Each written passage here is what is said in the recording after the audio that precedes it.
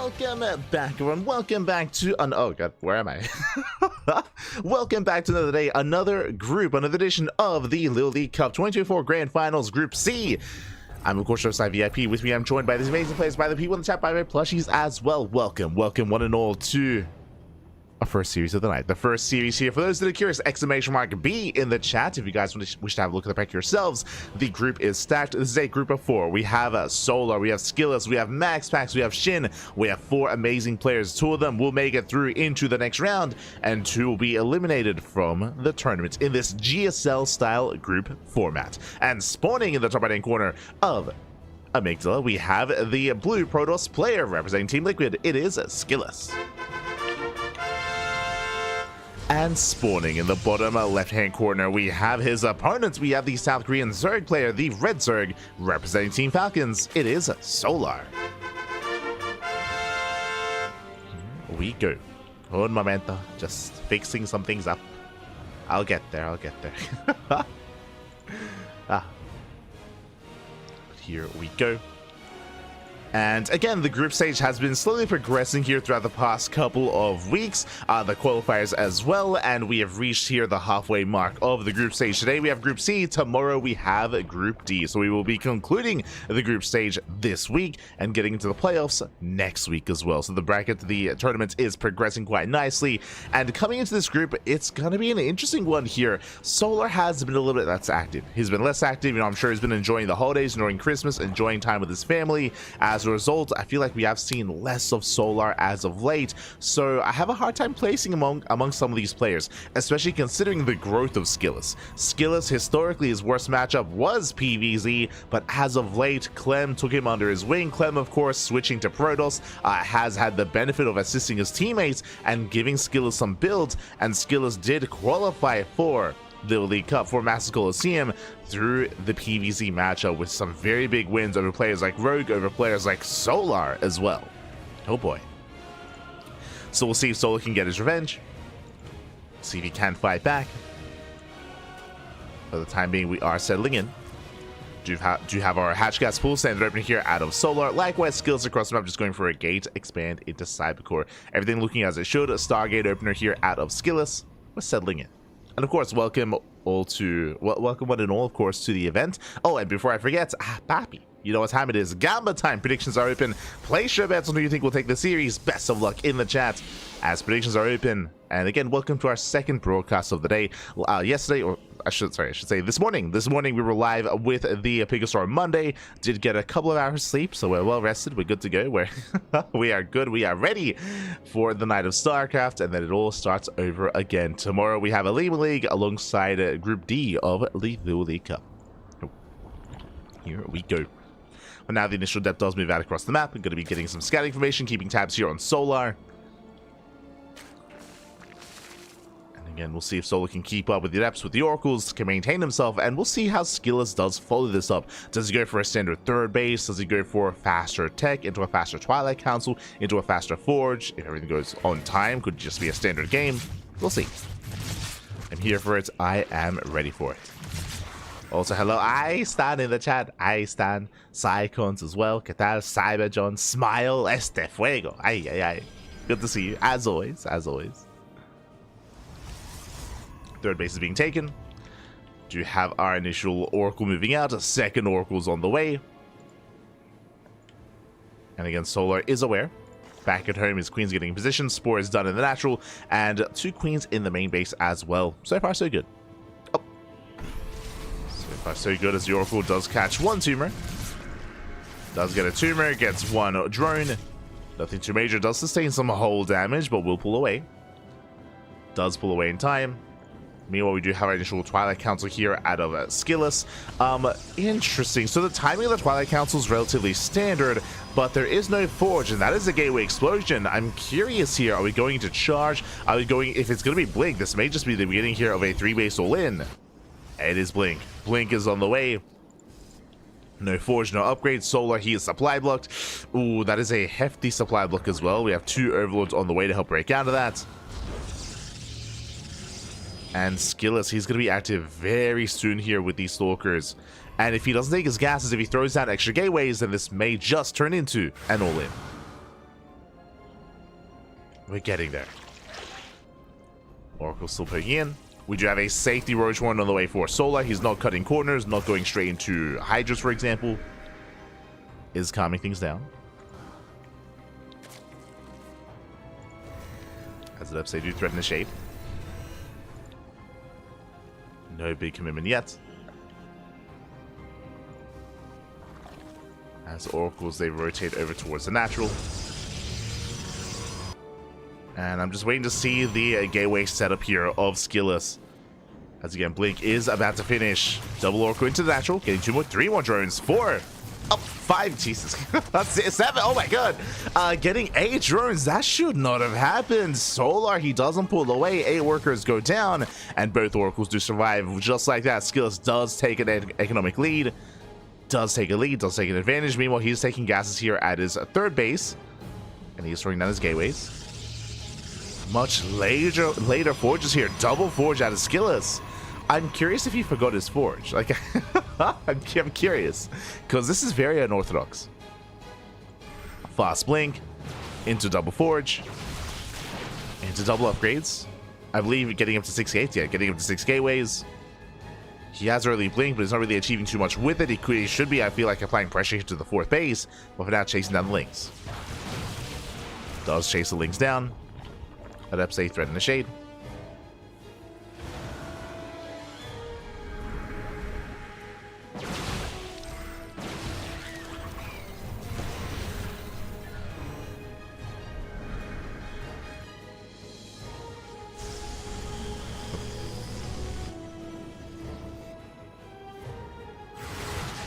As he is working towards the rest of his gateway army. We have Charge on the way, 1-1 upgrades.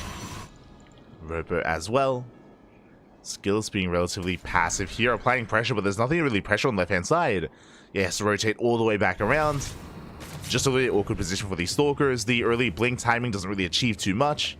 The economic damage was good with the Oracles, but I feel like these Stalkers have been very lackluster so far. I'm sure he's got 1-1 upgrades on the horizon, but he's getting a 4th base. We're gearing up towards 4 base economies. No, the Oracles, no! Ah, they were left idle, and 1 Oracle goes down. Massive pickup. Ay, ay, ay. Not like this. And we'll see what SKillous can get done. He's pushing in. Solo, what do we have to work with? He has a safety amount of roaches, has a 30 lings. Solo, he has what he needs here to hold. Dancing with the army. SKillous pushing in. There's that stasis. Stasis goes off. Nicely done. Catching out most of the lings. From here, SKillous, he can kite. He can kite back. Shut down the lings. Fleet Beacon's on the way, working towards Skytos. I mean, working towards at least the mothership. And SKillous, he's just looking to trade. He's just looking to trade here against the roaches. Very efficient trades here from SKillous. A lot of roaches going down. There's some expensive losses here for Solar.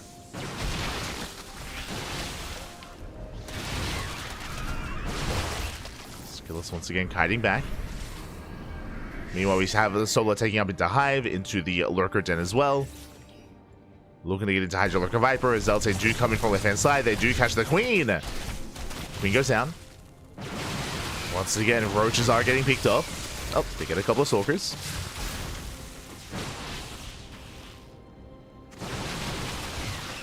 The Stalkers do go down. And the mothership is on the way, and Solar, he's not quite ready for this. Again, he's been trading out a lot of roaches here. He's doing some rough trades for the Zerg. And Solar doesn't have the most ideal economy behind this.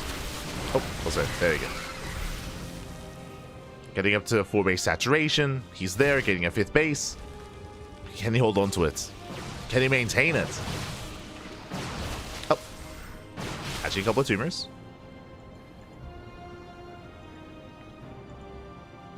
Solo going for a Ling run by, at least attempting to. Let's go. Headed towards the 4th.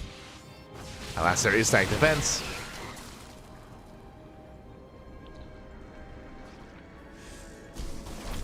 But I do worry for that mothership timing. 5th base is denied. Getting to triple rover production to massive mortal. Let's go. Yeah, just a bit slower methodical play here from SKillous is gaining a lot of ground. Lings, they do slip into the main, and they will scat the mothership.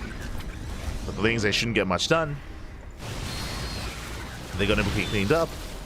Blackway still has some rough trades here for Solar, bleeding out all of his roaches. And Storm is not quite done yet. Ooh, there's some High Templar here, but there's no Storm. I don't think that's necessarily intentional. Like SKillous, he's acting as if he has Storm. Yo, I'll feedback you. Let's go. So hopefully he realizes soon, or at least morphs in the Archons. Is pushing forward. Can at least feedback the Overseer. Let's go. I think he just realized. I think he just tried to Storm. Yeah, he did. He just tried to Storm. He was like, hold up, this has never happened to me before. Oh no, it's like bit of an awkward moment for that High Templar. Regardless, Zealots are popping up. They get behind the base, they're behind the army. Yeah, Warping does complete. 11 workers go down. The underperforming High Templar. It's okay. They're there for moral support. As the mothership goes down, massive pickup. Again, if there was Storm here, I mean, the SKillous, he could have popped up. Storm still not quite halfway done, or just over the halfway mark. It's getting there. No. No, it's been a it's been a long day. Templar, they spent all day at work. They're tired, right? Like they're getting old. Oh no. They're jet lagged. It's fine. It's fine. There we go. They're good to go. They're good to go. They're good to go. Let's go. Storm is done.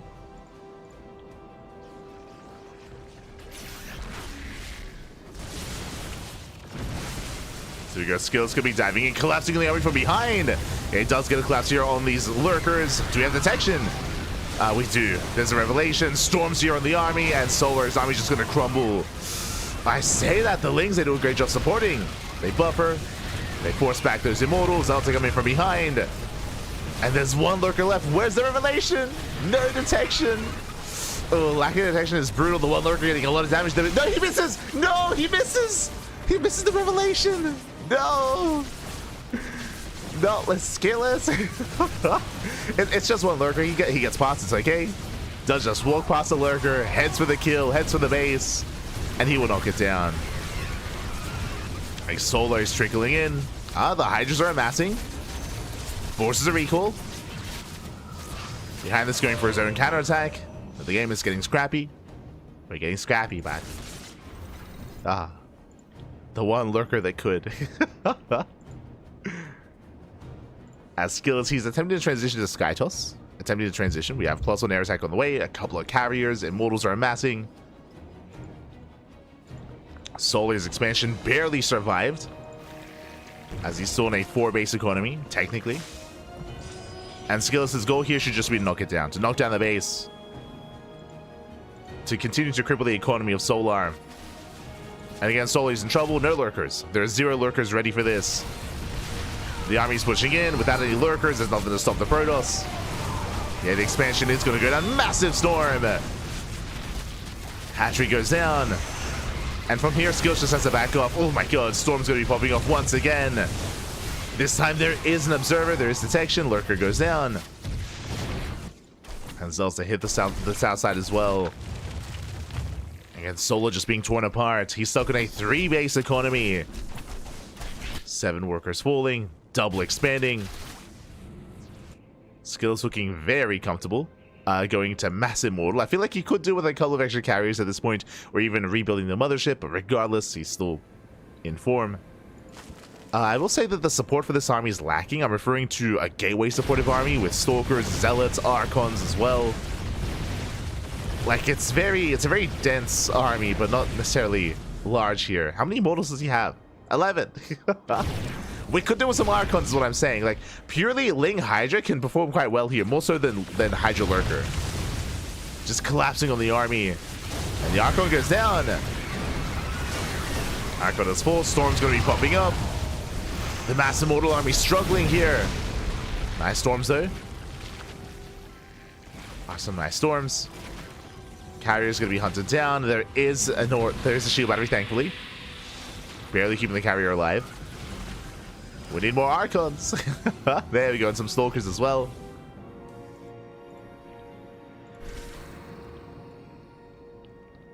So again, a bit of an awkward army here for SKillous, but I mean, it's still larger than that of Solar. Like, the reality is the Solar, he's just broke. He's trying to rebuild, trying to reestablish his economy. Solar, he has no gas bank, he has no mineral bank, he can barely produce. He's just been knocked down time and time again.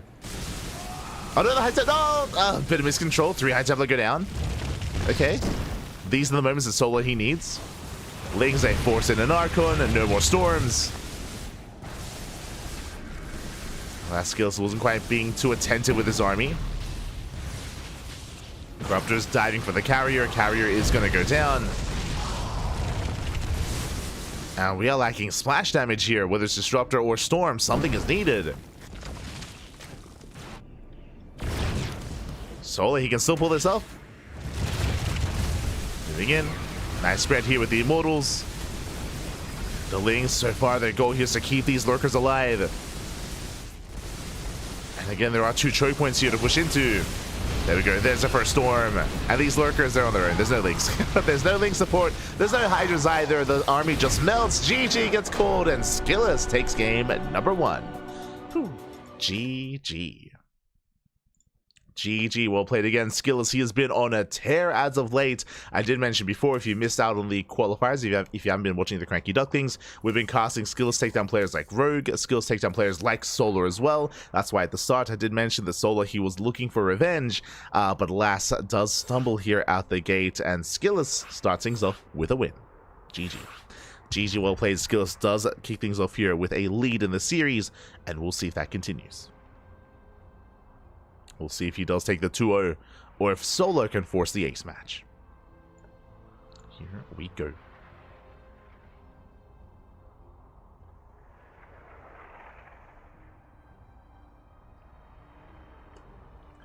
Mowing the lawn and SC is a bit opposite. The SC cutting corners may punish you, or mowing the lawn, you gotta cut the corners. Ah, did we mow the lawn today? Did we? Is that what's on the mind? Ah, no.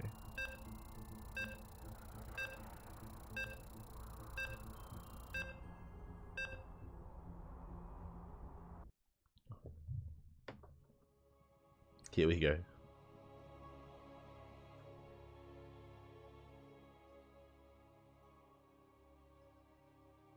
Their comfort storm High Templar. Oh no. Ah no. Not like this. And here we go. We're getting into game number 2, and spawning in the bottom right hand corner, we have the red Protoss player representing Team Liquid, leading the series 1-0. It is SKillous. And spawning in the top left hand corner, we have the South Korean Zerg player, the blue Zerg representing Team Falcons. It is Solar. Here we go. Those poor Stalkers feel like they need to have storm coverage. They do feel like they need it, but they do also need it though. That's the oh no. The feelings weren't for nothing. They needed the support, and they got it in the end. Thankfully, they got it. Would have been nice to have had it sooner, but it's fine. Oh no. Also, as we said, Lin, and as we get into our second game here, I do want to thank everyone as well, because we hit a bit of a milestone. I wasn't, yeah, it caught me a little bit off guard, but after we finished casting the Biggest Storm Monday this morning, we got an alert, and apparently we hit 1 million views on YouTube. Crazy, Papi, crazy. We reached 1 million views, Papi. Let's go. I mean, it took like, what, 8 years, but took 8 years of content. We got there though. We got there. Let's go. Oh, the content. So yeah, do appreciate it. Thank you. To all those that watch on YouTube, that watch our content, do appreciate it. Here's to 1 million more. It's quite a way to start 2025. Quite a way to start it. Let's go.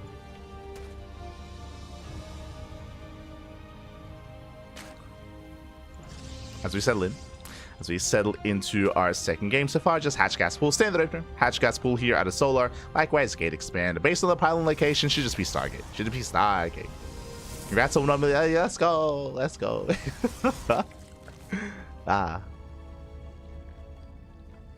It is just through pure volume, just because like we cast more than any other caster out there, just through pure volume. I think our highest viewed video is like a couple of thousand. It's like maybe 5,000 views or something.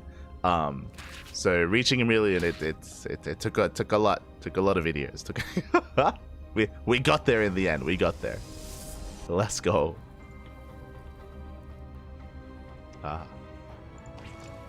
We have the quantity.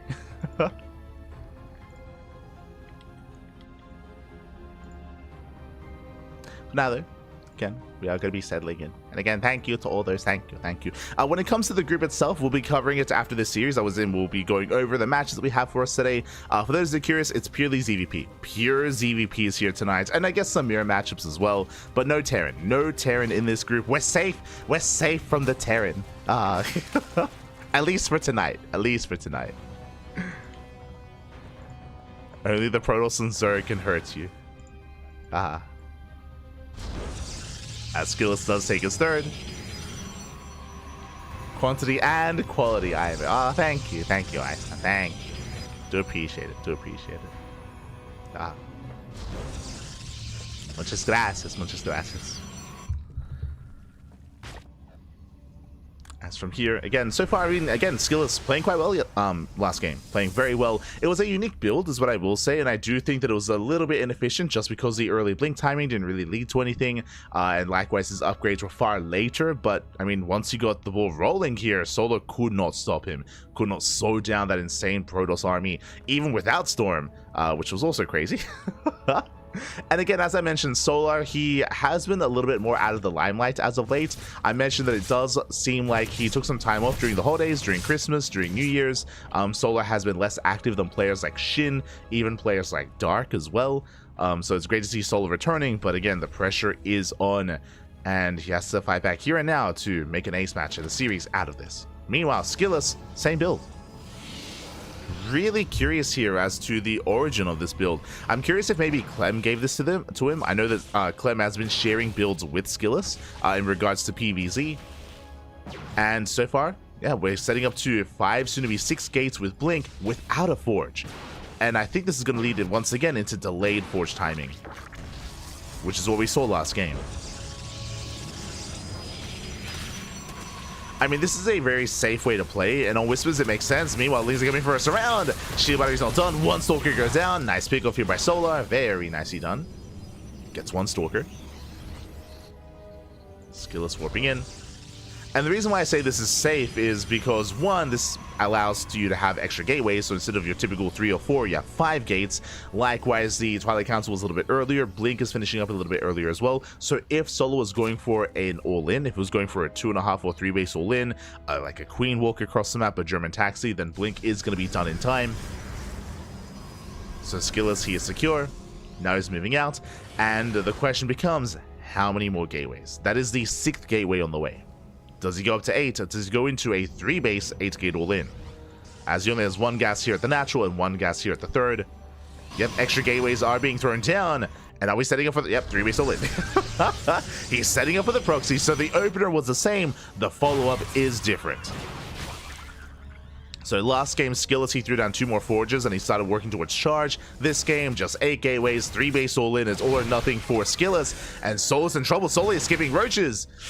He did decide to skip Roaches. He's going purely Ling Bane. The Baneless is not ready and Lings are still amassing.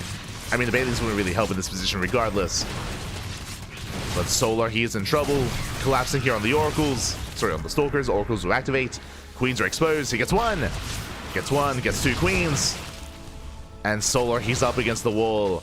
Again, Solar, he was so greedy. He rushed into the lair. He's rushing into Hydras. He's skipping Roaches. He took his gases here at his 3rd. He droned up. And droning. Now is not the time. Now was not the time.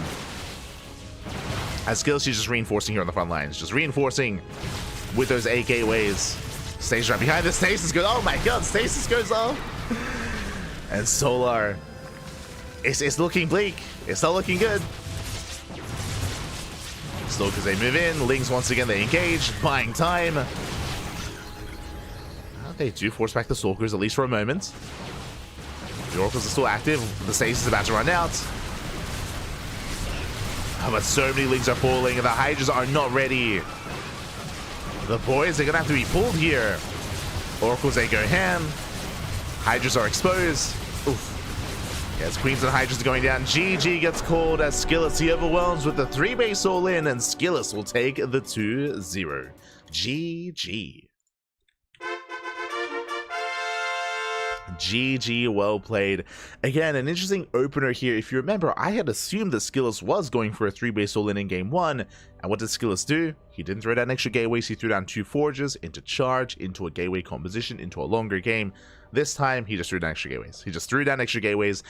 He also made it difficult to scout because he only took 1 gas at the natural and 1 gas at the third. So this is a 4 gas all-in, but because he split up his gases, it makes it more difficult for Solar to realize how many gases there are without a full scout. And again, Solar, he chose to skip the Roach Warren. So he cut corners, and last he gets punished with the all-in. In the end. GG, well played. SKillous will claim the series, and that leads us into our second match. Exclamation mark B in the chat if you guys want to have a look at the back yourselves. We do need a moment to set things up and to get things going. As we have a lovely spreadsheet here. It's beautiful. Here we go. So we have our 4 players. We have SKillous versus Solar in the first round, which just concluded. SKillous, he advances on to the winner's match. You can see there, Solar, he gets knocked down to the elimination match. And up next, we have another PvZ between MaxPax and SHIN. Now, what I'm excited for here, earlier I was mentioning how SKillous has been in form and Solar has been less active, and we see the result here. When it comes to MaxPax and SHIN has been beating MaxPax as of late. It's been impressive to see SHIN week after week after week actually have a winning record against MaxPax over the past couple of weeks. So we'll see how this goes. If this was a couple of months ago, if this was a year ago, I would say MaxPax is favored 100%. But nowadays, it's been more competitive between MaxPax and SHIN, so I'm ready for it. It is going to be a shorter series. When we've seen SHIN take down MaxPax, it's been like in best of 5s. It's been in longer formats. In shorter formats, anything could happen. Personally, I'm hoping for an ace match. I'm hoping for a back and forth. Regardless of how this goes, we'll see. As MaxPax and SHIN, they are preparing. They're getting ready. And again, we're going to be finishing up the entire group here tonight. So it's going to be match 2 into the winner's match, which is where the 2 winners face off against each other, into the elimination match to determine which is the first player out of the group, into the decider match to determine the final player through Group C. Oh boy. So again, a lot of ZVPs and potentially some mirror matchups as well, PvP and ZVZ. That is the agenda for tonight. There we go. Until then, vetoes are underway for MaxPax and SHIN, so we're going to be going on a short break, and when we return, when we come back, we will have our second series. Take this moment, take this time to get some snacks, get some food, get some water, drain your disruptors, massage your marines, and we'll be back soon with MaxPax versus SHIN. See you then.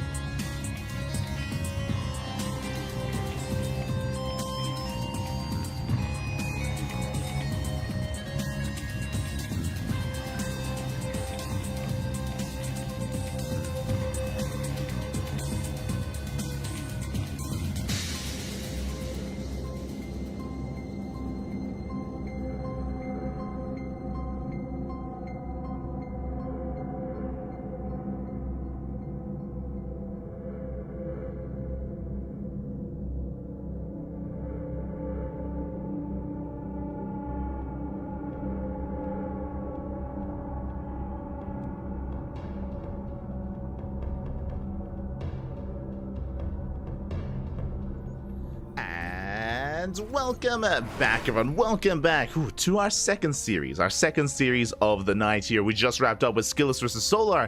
Now we are here with another ZVP. And spawning in the top right-hand corner of ley lines, we have the Danish Protoss player, the blue Protoss, representing Sidestorm Gaming. It is MaxPax.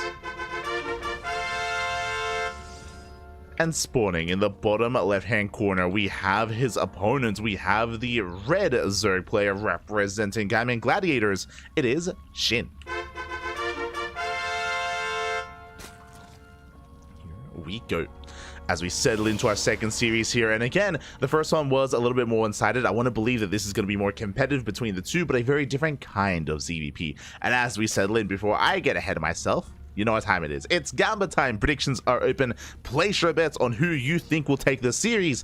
Best of luck. Best of luck in the chat as the best of three is underway, and you have a couple of minutes here to finalize those predictions. Here we go. Here we go. For now, we do have a standard hatch gas pool opener. Now, when it comes to SHIN, if you have not been watching him as of late, SHIN, he is a little bit more unorthodox in this matchup. He is much more assertive, much more aggressive, much more willing to go for all-ins and try to catch players off guard. He is more than willing to go for a muta switch, for example, to go and cut worker production, go for a Ling Hydra-based all-in, go for Roach Ravager-based all-ins as well.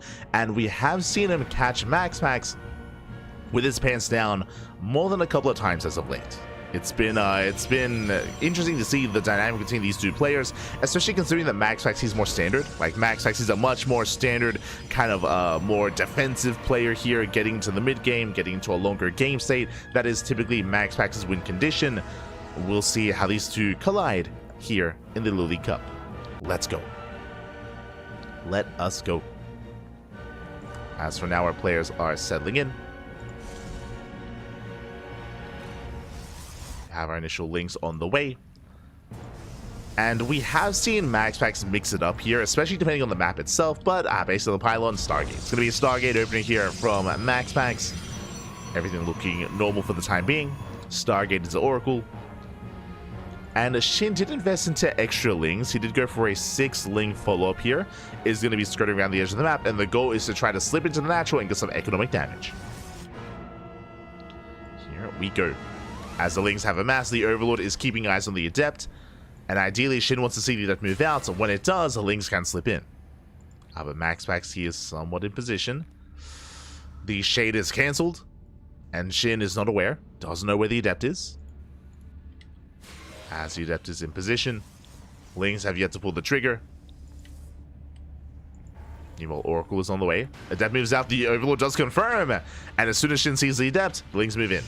Lings, they do slip in. The Adept is seconds away from finishing, and up, it does barely finish in time. Alas, Lings, they do collapse on it. They do slip in. They're going for the mineral line. They go for some probe kills. Can they get any? So far, so good. MaxPax, he pulls away his workers. Lings, they slip into the main, and they're going for some damage. And so far, MaxPax, he controls well, pulls back, doesn't lose any workers. The Oracle is forced to spend his energy back at home. And SHIN is deflected. SHIN is deflected. It doesn't get any damage. He does get some invert damage. Again, he forced the Adepts to stay at home, forced the Oracle to stay at home as well, spending energy as well. Some damage was done, and from here we can drone. From here we are droning up. SHIN, he was hoping for some probe kills, didn't get them. Did not get those worker kills in the end. Behind this, throwing down spores, getting in position, getting ready here for the Oracle harass. The first Oracle's on the way. Second one is about to pop.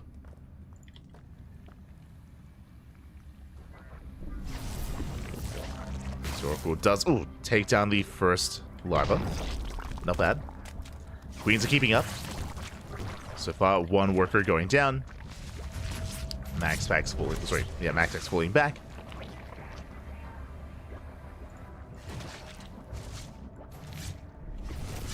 As the Oracles, they hit the third, catching a couple workers. Transferring drones are going to be going down. He gets 4. Gets 4 drones. Nicely done. MaxPax pulls away, coming back in. This time, SHIN, he's keeping up. And that's a lot of hull damage here on the Oracle. Almost does go down. So close, but does escape. Oracle pulls away.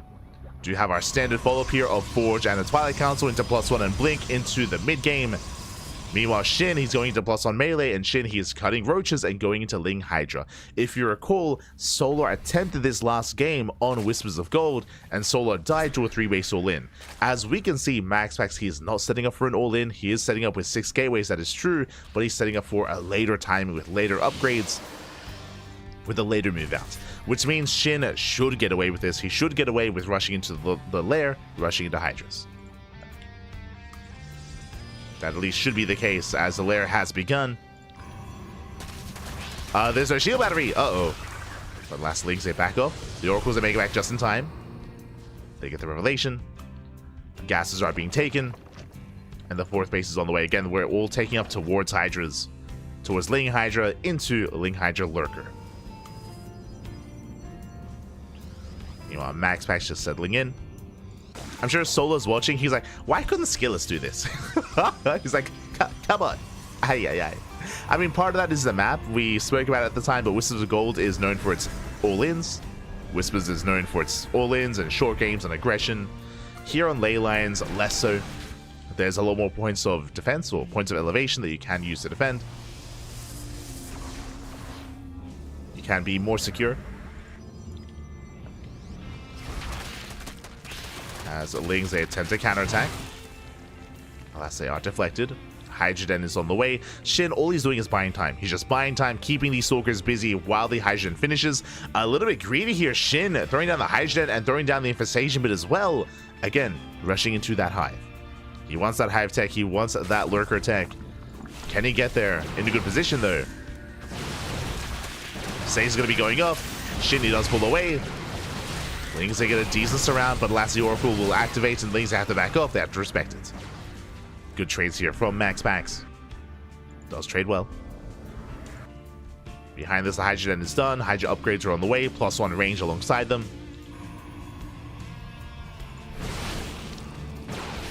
And again, MaxPax, he isn't committing into these bases, but he's doing a great job here at denying creep. As there are 0 active tumors here on the south side.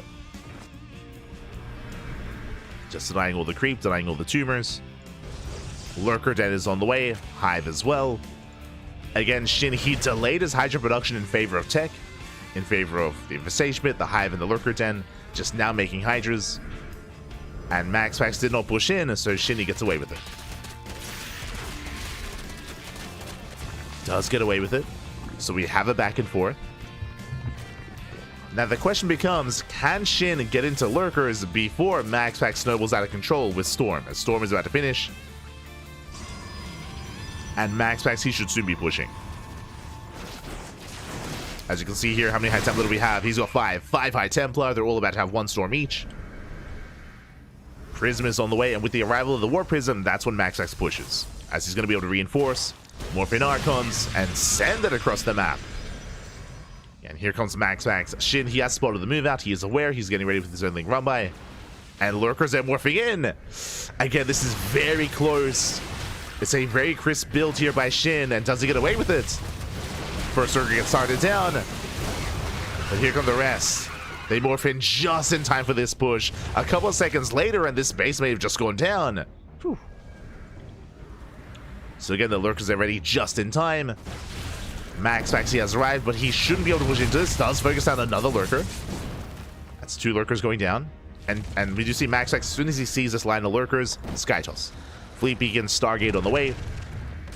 Oh, getting to Skytoss. Nice Peacock though. Another 2 Lurkers going down. Shin out of position. Base is under fire, and Shin, he has to rotate. Oof. Not the best trades here by Shin. He does get potentially 1 High Templar. Not even. Oh, he does. Barely towards the end. War Prism into the main. Shin getting torn apart here. Howdy will keep up. The Queen is going to fall. But Shin, he defends. Lurkers on the front lines are still looking quite exposed, but are they holding on? Shin is defending. Losing a drone. Meanwhile, Tempest production has begun. Now the momentum swings from one player to the other. MaxPax, he had map control, he was doing well, but now Shin, he's stabilizing on Lurker tech, on Hydra tech.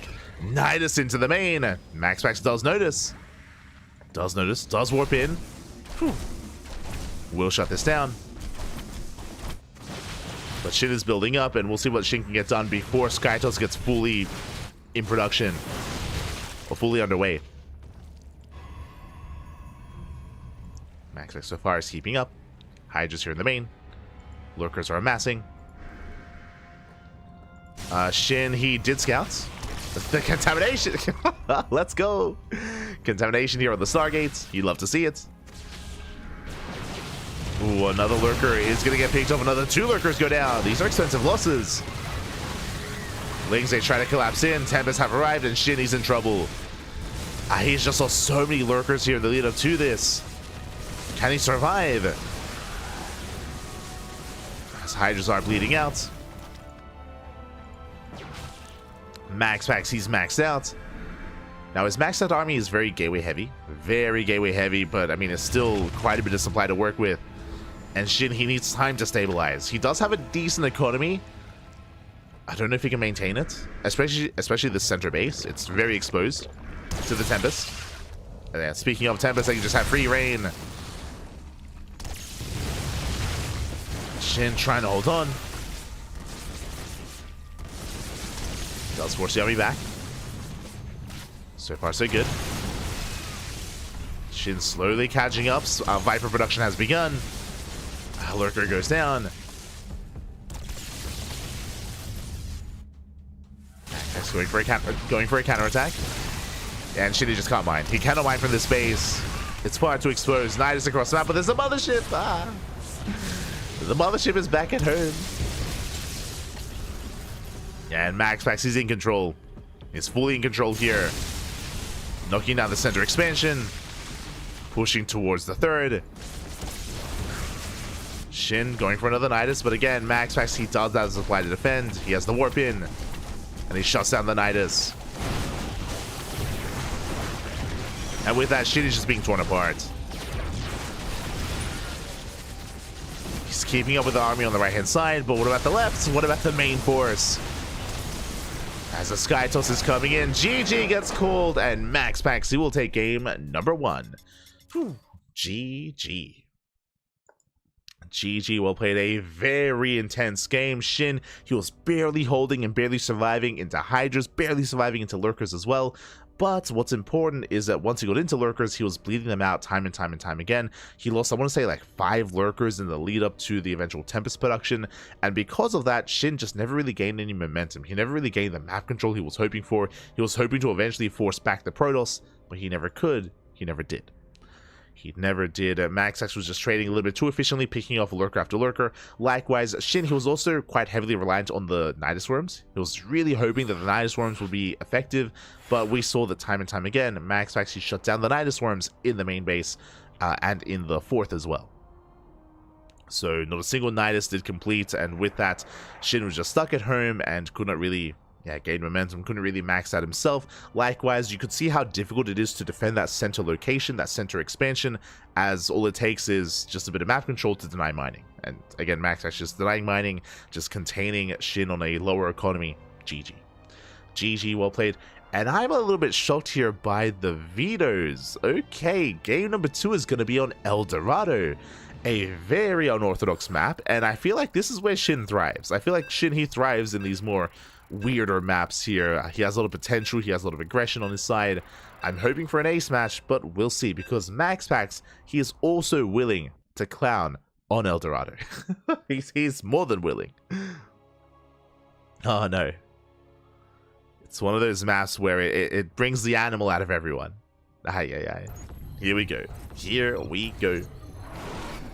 As spawning in the bottom right hand corner of El Dorado, we have the Danish Protoss player. We have the blue Protoss representing Psystorm Gaming, leading the series 1-0. It is MaxPax. And spawning in the bottom left-hand corner, we have his opponents. We have the South Korean Zerg player, the Red Zerg, representing Gaming Gladiators. It is SHIN. We go. And some of the more unique properties of El Dorado are, of course, the gold bases. The gold bases are a big factor. There's a gold base on either side and a center gold base as well that you can take advantage of. Outside of that, of course, we have the entire southern half of the map that is fully walled off. You have to mine through these middle patches in the center or mine through the patches back at home to gain access to these locations. If you do not, then this could become an issue here. We have seen players, because of the short rush distance by air, rush into Skytoss, for example. We've seen MaxPax rush into Tempest on this map. It can be very effective. Likewise, in the mid game, if this area isn't opened up, we have seen Nidus Worm Swarm Host be quite effective as well.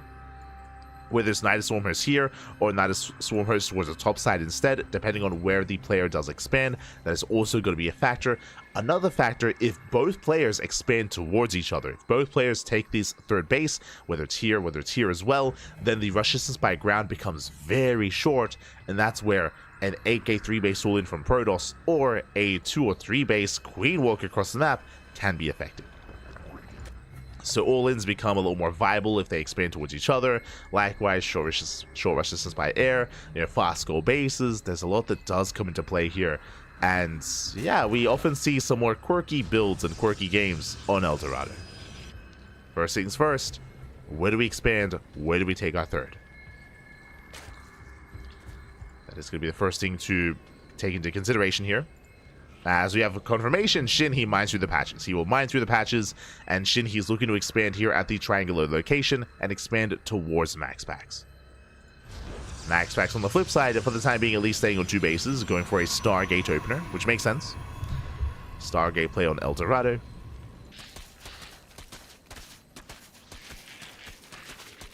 As SHIN is mining through those patches.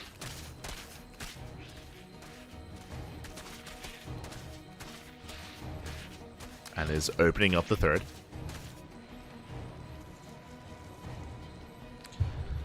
We have Link Speed on the way, pulling out of gas. So no crazy intensive gas timing early on with any fast lair, any fast Roach Warren.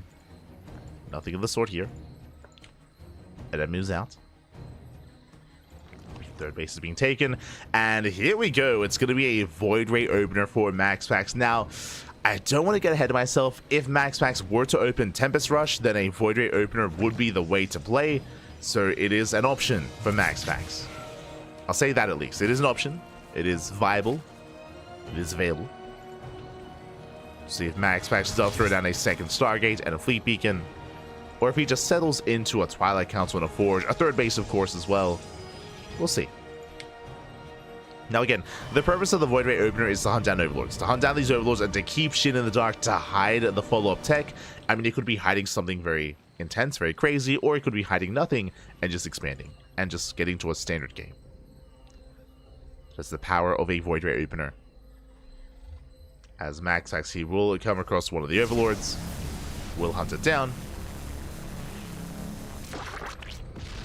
Third base is being taken, and SHIN, he immediately goes for the dive. Trying to figure out what's going on. Trying to get eyes on the follow-up tech. As MaxPax, he will find a second Overlord. Oh, this is brutal. Second Overlord is going to go down. Queens, they are late to respond. Second Overlord falls, supply blocking SHIN. Oracle hits the third base. Queens are in position. The Oracle does still get 2 drones. 2 drones go down. Overlord dives in. And it is a standard follow-up. Okay.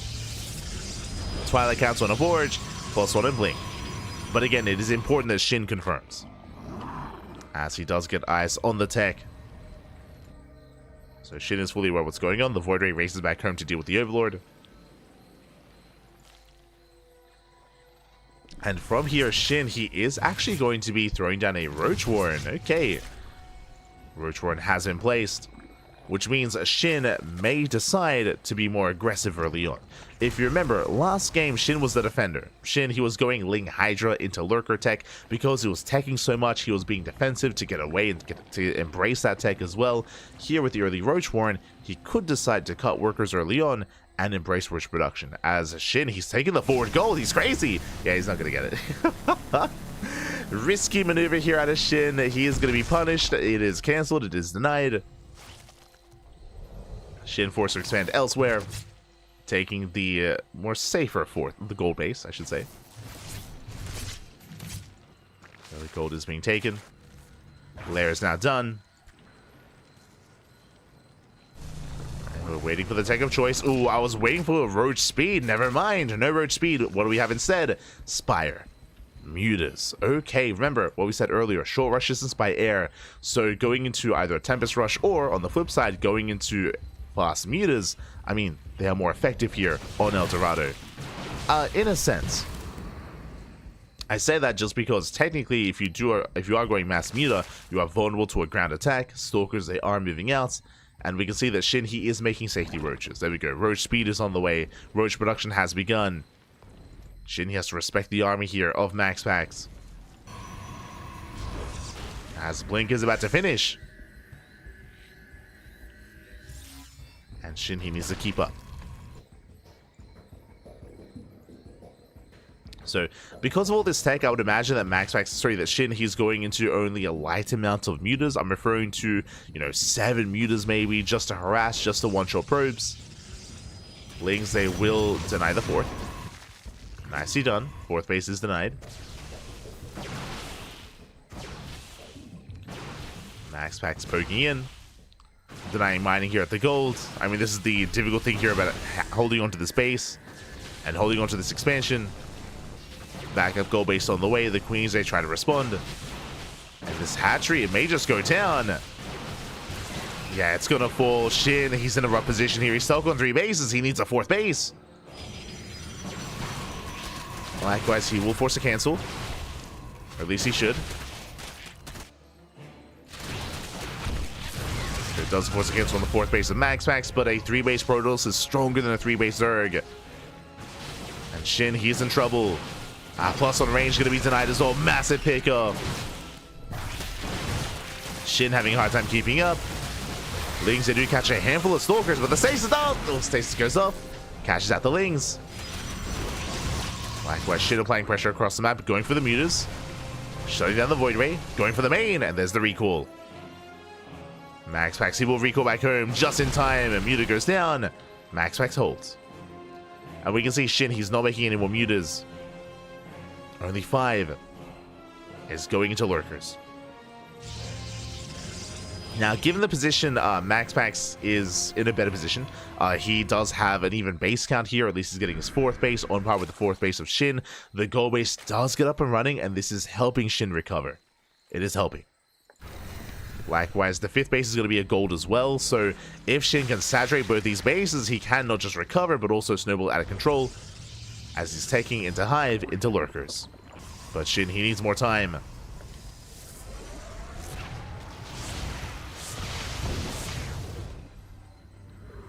Needs to dive into the natural.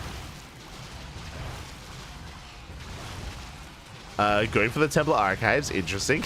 Gonna be forced back, not much damage. MaxPax, he has a terrifying army, and SHIN needs more time. Is getting into lurker tech. Storm is done for MaxPax.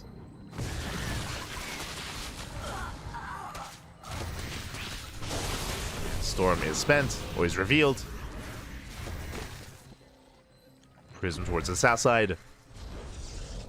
SHIN is getting ready. How many lurkers does SHIN have? 6. 6 lurkers so far. And we have the fleet beacon on the way for MaxPax. Oh, massive storm! The storm goes off. Stasis trap as well. The storms. Oh my god, they're brutal. SHIN stands in the storms. Lurker goes down. MaxPax, he gets 1. At the same time, going for a massive Zealot counterattack across the map. Another lurker goes down. SHIN bleeding out a lot of lurkers. And these are expensive losses, and SHIN is being torn apart. Spine Coolers going down one after the other. Storm going to be coming in as well. And SHIN, he does come in with an attendance around. Ooh, but there's just not enough lurkers. Yeah, there's not enough here. And MaxPax, it looks like he has broken through. Takes out the final lurker, takes out all the roaches. And SHIN is just being torn apart. Roach Horn going down as well. The mutas, they weren't worth it in the end. They got a Void Ray, that's all they got. It was a risky maneuver. And it did not pay off. Not here, not this time.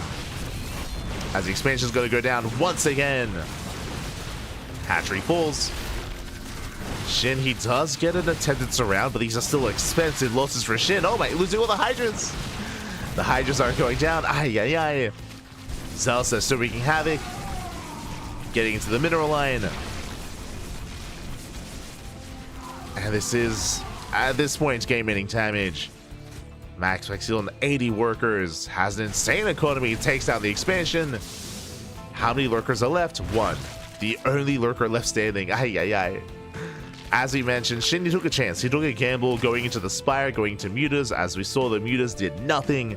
They killed one Void Ray, and they forced a recall. Likewise, due to the because of the investment in Mutas, the 4th base was exposed, the 4th base was denied. It took a long time for SHIN's economy to really get going, and it never really did. As SHIN's economy has been behind. He is at least forcing back MaxPax. He has some momentum, but I don't know. As he moves out, runs into a stasis. And GG gets called. He cannot take this fight. MaxPax, he will take the series 2-0, advancing on to the winners match. GG. GG, well played. MaxPax does claim the series. Personally, I was hoping for an ace match. I was hoping for a back and forth, and we did have some tense moments here, very tense moments between SHIN and MaxPax in both Game 1 and in Game 2, but in the end, MaxPax does claim the win, and that means we have our winners match ahead of us. Let's go. We have our winners match here. Up next is going to be, as we search the scenes over, is going to be the PvP. Here we go. As you can see before you here, we have our Protoss, and our Protoss, we have SKillous and MaxPax facing off in the winners match. Meanwhile, we have, as the elimination match afterwards, the ZVZ between Solar and SHIN. So we have our mirror matchups ahead of us here, PvP and ZVZ. Now, this does at least confirm that the decider match is not going to be a mirror match, thankfully. The decider match is going to be another Zerg versus Protoss, but which Zerg and which Protoss, that remains to be the question. Remains to be the question here, as vetoes are underway and we are heading over to the European server.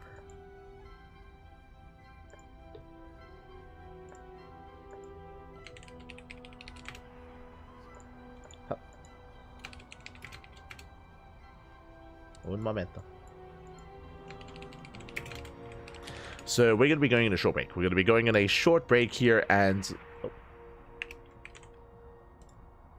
when we come back, we're going to have that PvP ready for you. So take this time, get some snacks, get some food, get some water, drain your disruptors, massage your marines, and cuddle all of your carriers. We're going to be back soon with the PvP.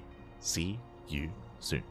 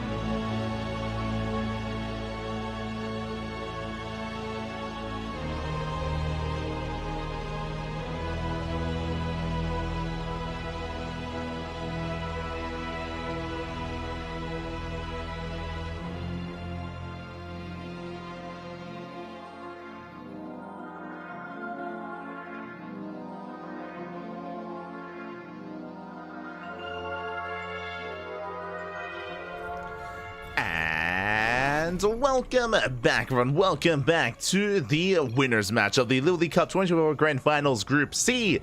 We're back. We have returned to determine the first player to make it through into the playoffs out of Group C. And spawning in the top left-hand corner of Abyssal Reef, we have the blue Protoss player for Team Liquid. It is SKillous. And spawning in the bottom right-hand corner, we have his opponent. We have the red Protoss player representing Snystorm Gaming. It is MaxPax. And if you're in the chat, you know what time it is. It is Gamba time. Predictions are open. Place your bets on who you think will take the series.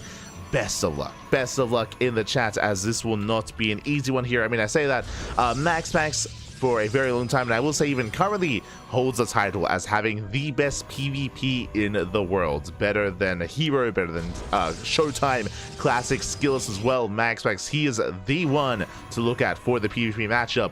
But at the same time, SKillous has been improving so much over time, and we are setting up for a Let's go! We're setting up for a proxy. Bold move on Abyssal Reef. A very bold move. MaxPax is going to be going for his own gate into Cybercore, into expansion, as he typically does, and SKillous is getting ready to all in the hell out of it. Let's go. I'm here for it, Pappy. I'm here for it. Just setting some other things up. But here we go. We do have the Cybercore on the way. Pylon is done. We're throwing down the gateway initially here. So we do have our initial 2-gate opener out of SKillous. And once the Cybercore completes, we can throw down a proxy robo. I'm assuming that's the direction we're headed in. I'm assuming.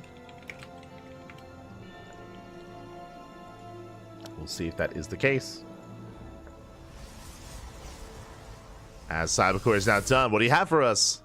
There it is, a proxy robo. So again, it is going to be a one-base all in here from SKillous. For the time being, MaxPax is unaware. MaxPax, he does probe scout. He does confirm the pylon is missing. He knows. He knows that there is a pylon somewhere out on the map, and he's looking. He's looking, he's scouting, and he will check. He will confirm. MaxPax sees everything that's going on. Because of the proxy, the pylon is safe, by the way, so the pylon is not going to be targeted down, but the gateway is. The gateway initially, then the robo.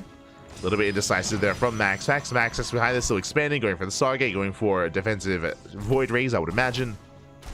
Stalker has arrived, and SKillous is going to be looking to reinforce and protect this proxy. Stalker's on the way. Robo as well. MaxPax can reinforce a little bit faster, but he will abandon this location. He pulls away. Doesn't want to lose anything. He pulls back. Shield battery has been thrown down. SKillous, he does get vision in the main base, does get eyes on the Oracle, is aware. It is going to be Oracle first, not Void Ray. And the War Prism is in production. Shield battery taking a lot of hits. Taking a lot of damage. The Oracle has arrived, going for the dive, going for the Stalker. And SKillous, he does kite back. Ooh, Stalker goes down, does get some hull damage here on the Oracle. Does get a bit of hull damage. The Oracle will get away, back at home. I don't see a shield battery. But there are some Stalkers. Stalkers, they warp in just in time. Phew, that was close. SKillous, he is ready, is in position. Zones away. At the same time, the War Prism has arrived, and SKillous is going for the main. But the probe does scout. MaxPax, he responds. Void Ray is almost done. And the shield battery is. So very nice setup here in the main base. MaxPax, he's prepared, he's ready. And he holds. And again, the longer this goes on, the better it is for MaxPax. Does have a third shield battery in production. SKillous trying to dive in. Once again, no, nice control, saving the Stalkers. And SKillous, he should not lose any Stalkers here. Up! Oh my god. Pulls back. Does pull away, preserves the army. Some of it, though, very low. Prismatic alignment is now on cooldown. Force to recall. Nothing at home. The stasis. Stasis popped off. 3 probes going down. Ay. Yeah, now with 2 Void Rays. MaxPax, he can hold. Oh. Leading out a Stalker, trading 1 for 1. So just the 1 Stalker going down. SKillous so far, he maintains himself.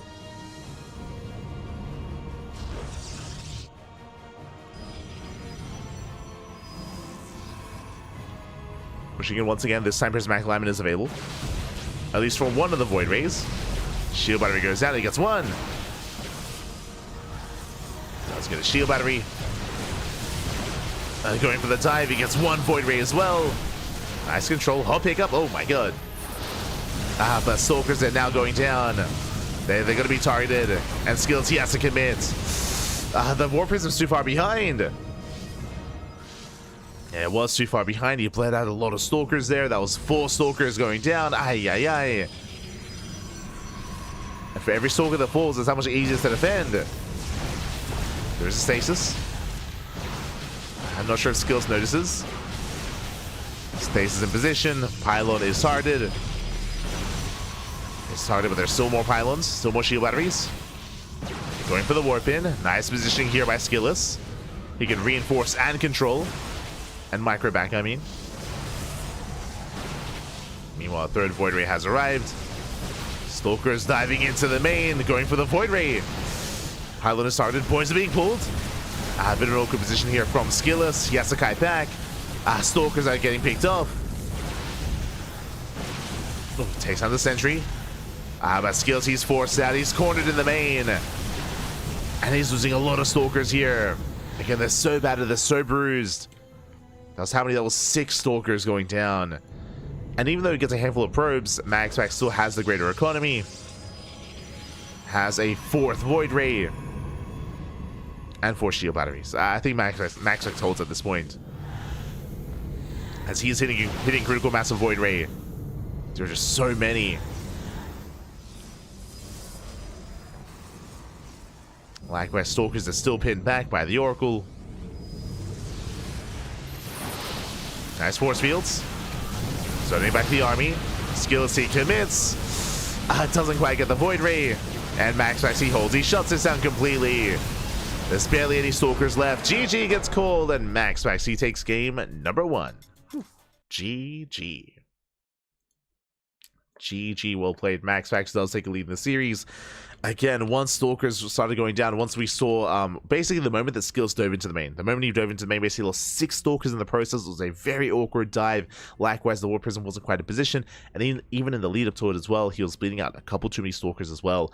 Every Stalker is so precious here to the player that's all-inning when in this position. And then again, every Stalker that falls makes it that much easier for MaxPax to defend.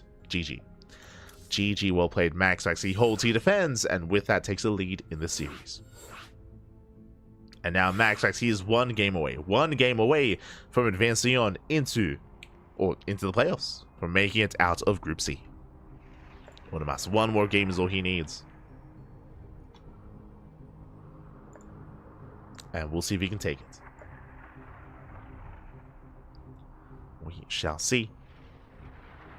As again, the matches today have been quite fast, to be honest. We're, what's 1.5 hours in, and we're almost done with 3 series. Jesus. Blazing through them. And we'll see how SKillous does adjust here, coming into game 2. Does he go for another different all-in, or does he take a different approach entirely? Just, macro, take his natural, probe up, and head into the mid-game. We shall see. Because I like the matches, they're fast. Because there's no turtling going. True. True, papi, true. Aye, aye, aye. As we're getting into game number 2 and spawning in the top right-hand corner of Ley Lines, we have the blue Protoss player representing Team Liquid down in this series. We'll see if he can bounce back. It is SKillous. Spawning in the bottom left-hand corner, we have the red Protoss player representing Storm Gaming. It is MaxPax. As he's leading the series 1-0. One more game is all he needs to advance on into the playoffs. Meanwhile, my eyes are on this probe. Hello, SKillous. What's going on? Este Nikita. Here we go. The probe has arrived. The pylon is going to be thrown down. And SKillous, he's giving us what we want. Okay, what's the best part of PvP? Just the one-base all-ins, okay? let's send it, papi, send it. As the probe is in position. But does he commit to a pylon, or does he go, or is this really just a setup for a fake proxy pylon instead? The pylon has been thrown down. MaxPax slipping into the main. And he will confirm that the pylon is nowhere to be found. But again, is this a real or fake proxy pylon? It looks like SKillous he will commit. Show us what you got. Is this the same build? Are we going gateway into Robo? It looks to be, yep, it looks to be the case. Same build. Same build 2 games in a row. Now, what I will say, when it comes to this specific all-in that SKillous did attempt in Game 1, that he's doing here in Game 2, is that we have seen SKillous defeat MaxPax with this build. This has happened before, but as we were trying to emphasize in the last game, it's all about unit control. Like, you have to be as almost perfect as possible when it comes to saving your Stalkers with that War Prism, preserving the army, and building up over time. There's the Robo. Again, same build, same all-in. And SKillous needs to be on point with that control. As Zelda's move forward, MaxPax, he confirms he gets eyes on the proxy. He's fully aware of what's going on. And we'll see what MaxPax can get done. Back at home, Stargate opener into the Oracle, into the Void Ray. Once again, MaxPax's attempt to focus on the Robo. Stalker is going to be moving out across the map to reinforce. And we can settle in. Este smile. Ay, ay, ay. Oh, no. As the Robo is taking a lot of time. Oh, my God. The Robo is getting low. And no shot. Maxis doesn't kill it. No! Not like this. The Robo's going to go down. The Stalker. The Zealot does swipe it down. The Robo falls. And just like that, the all-in. It's in shambles. I mean, that was the key part here. Without that War Prism, we can't reinforce. We cannot go into the main. And we cannot micro. No. No. I mean, SKillous, he does get a pylon into the main base. Let's go. He throws down another pylon. Does attempt to keep this going. I mean, SKillous, he's still completely all in. But things are looking bleak here for the Blue Protoss. Ay, ay, ay. No. Oracle towards the main. Nothing in the main base to defend. SKillous, he does have one Stalker. There we go. Does warp in time. He has 3 Stalkers back at home. MaxPax is deflected. And MaxPax, once again, is setting up 4 shield batteries on the low ground. The Void Ray has arrived.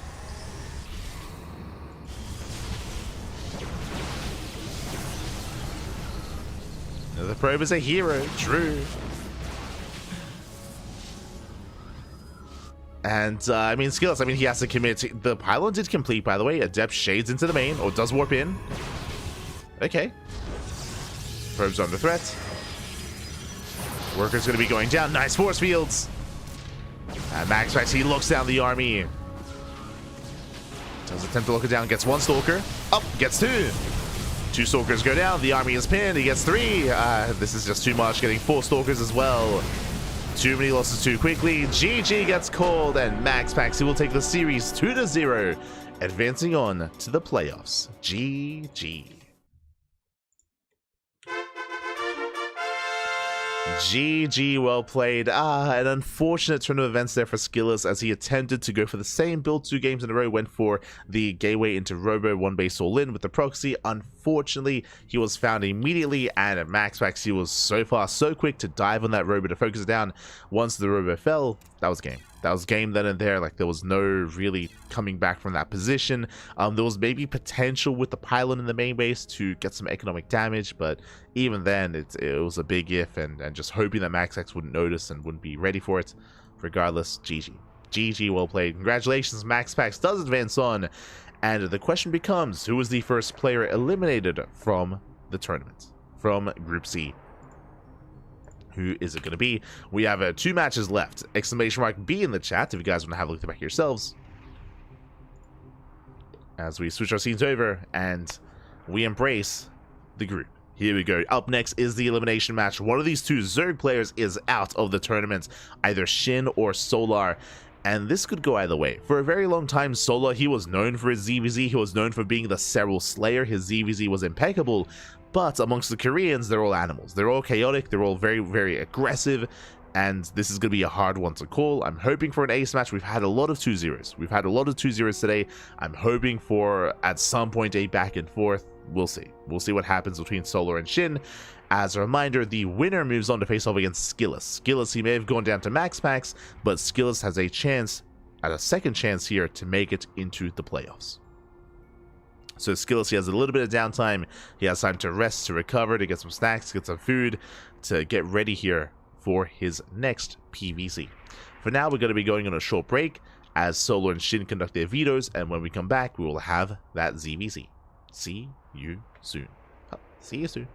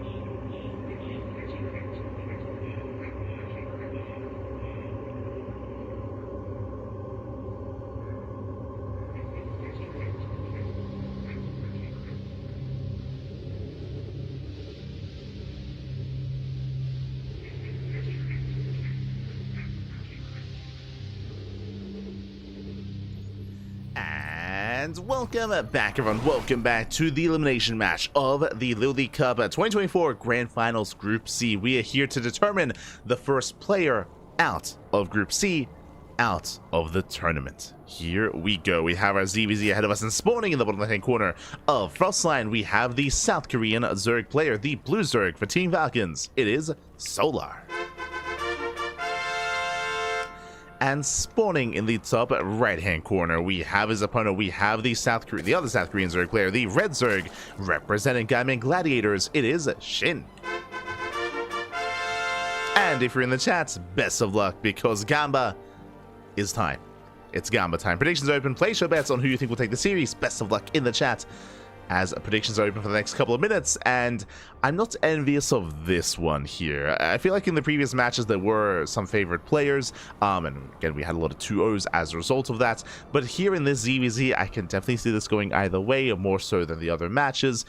Solar, again, for a long time he was known for his ZVZ, that is true.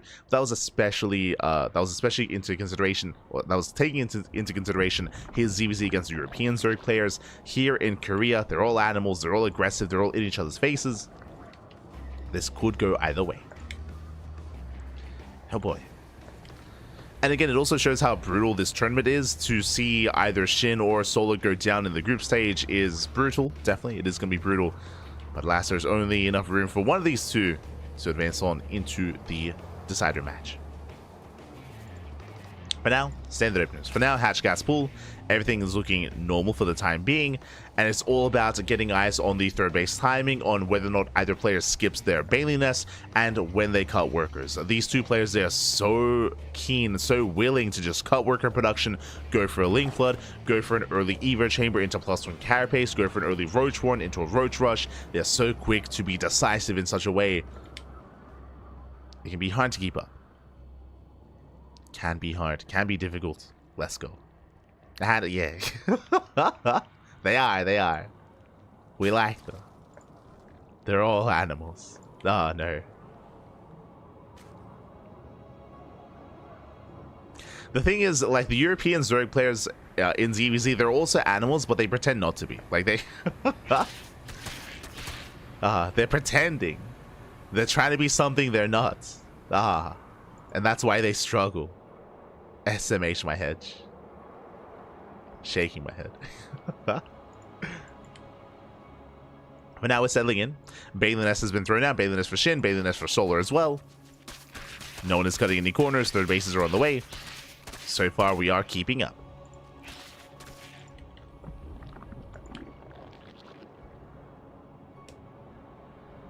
Yeah, for sure, for sure. I love it. I appreciate it as well.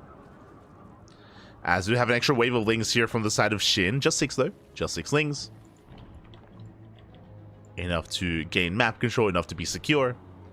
We're just keeping an eye out for any other big commitment from either player. And also, welcome one and all to Frostline. Frostline is one of the larger maps in the map pool. It's also very wide open. It's very exposed on these fringe bases.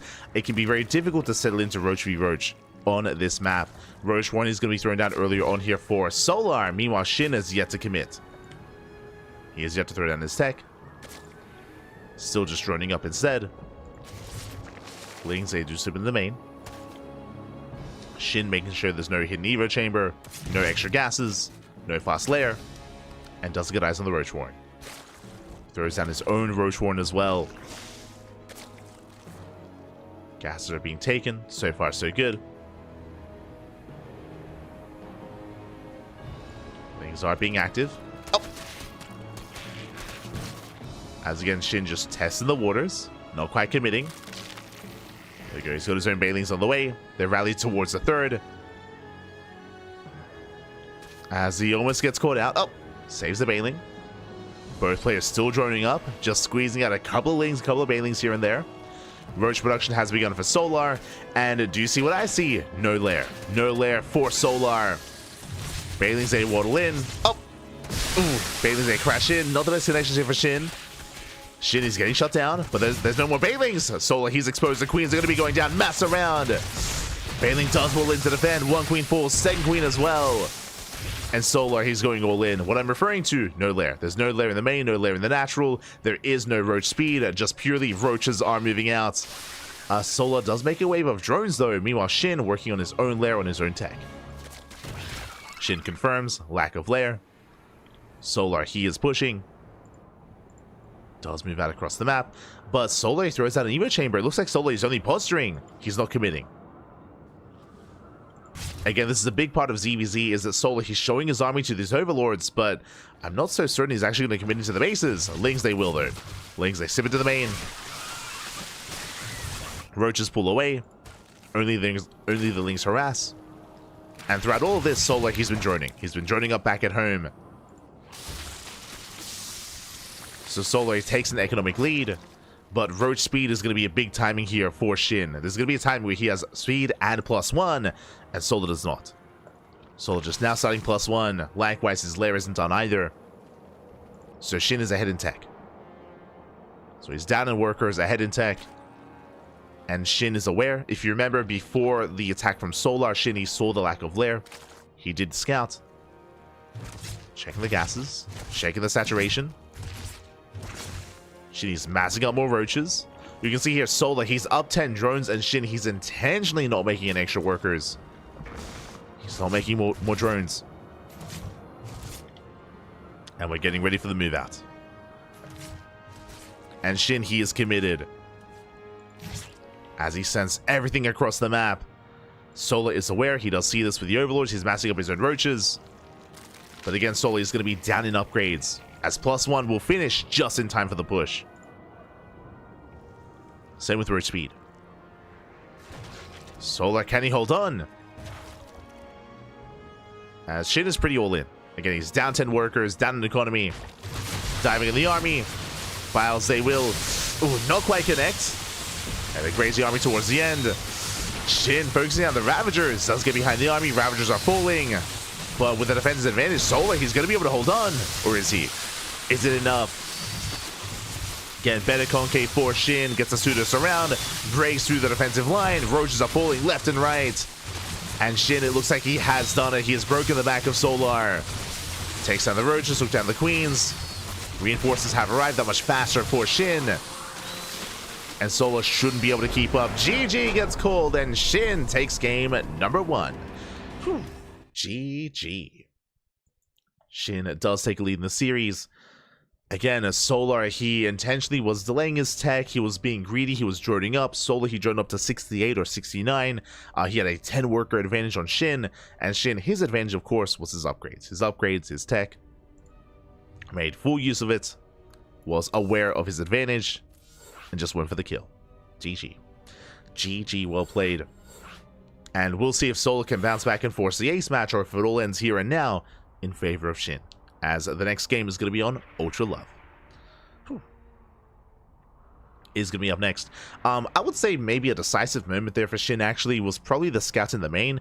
If you remember, we were referring to that moment when Solar, when he moved out with his Ling Roach army, but it was just before that move out where SHIN, he slipped 2 Lings into the main base, and that's when he saw the lack of tech. That's when he saw the lack of Evo Chamber, he saw the lack of Lair, he knew what he had over his opponent, so it was after that moment that SHIN, he was able to prepare and get ready for his timing, that he was aware that Solar would be vulnerable.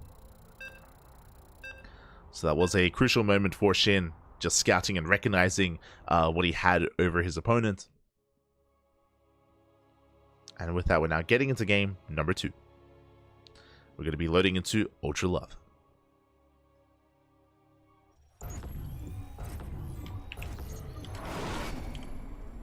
And spawning in the bottom left-hand corner of Ultra Love, we have the South Korean Zerg player, the Blue Zerg, representing Team Falcons. Down in the series, we'll see if he can bounce back and force the ace match. It is Solar. And spawning in the top right-hand corner, we have his opponent. We have the red South Korean Zerg player, representing Gaiman Gladiators, leading the series 1-0. It is SHIN.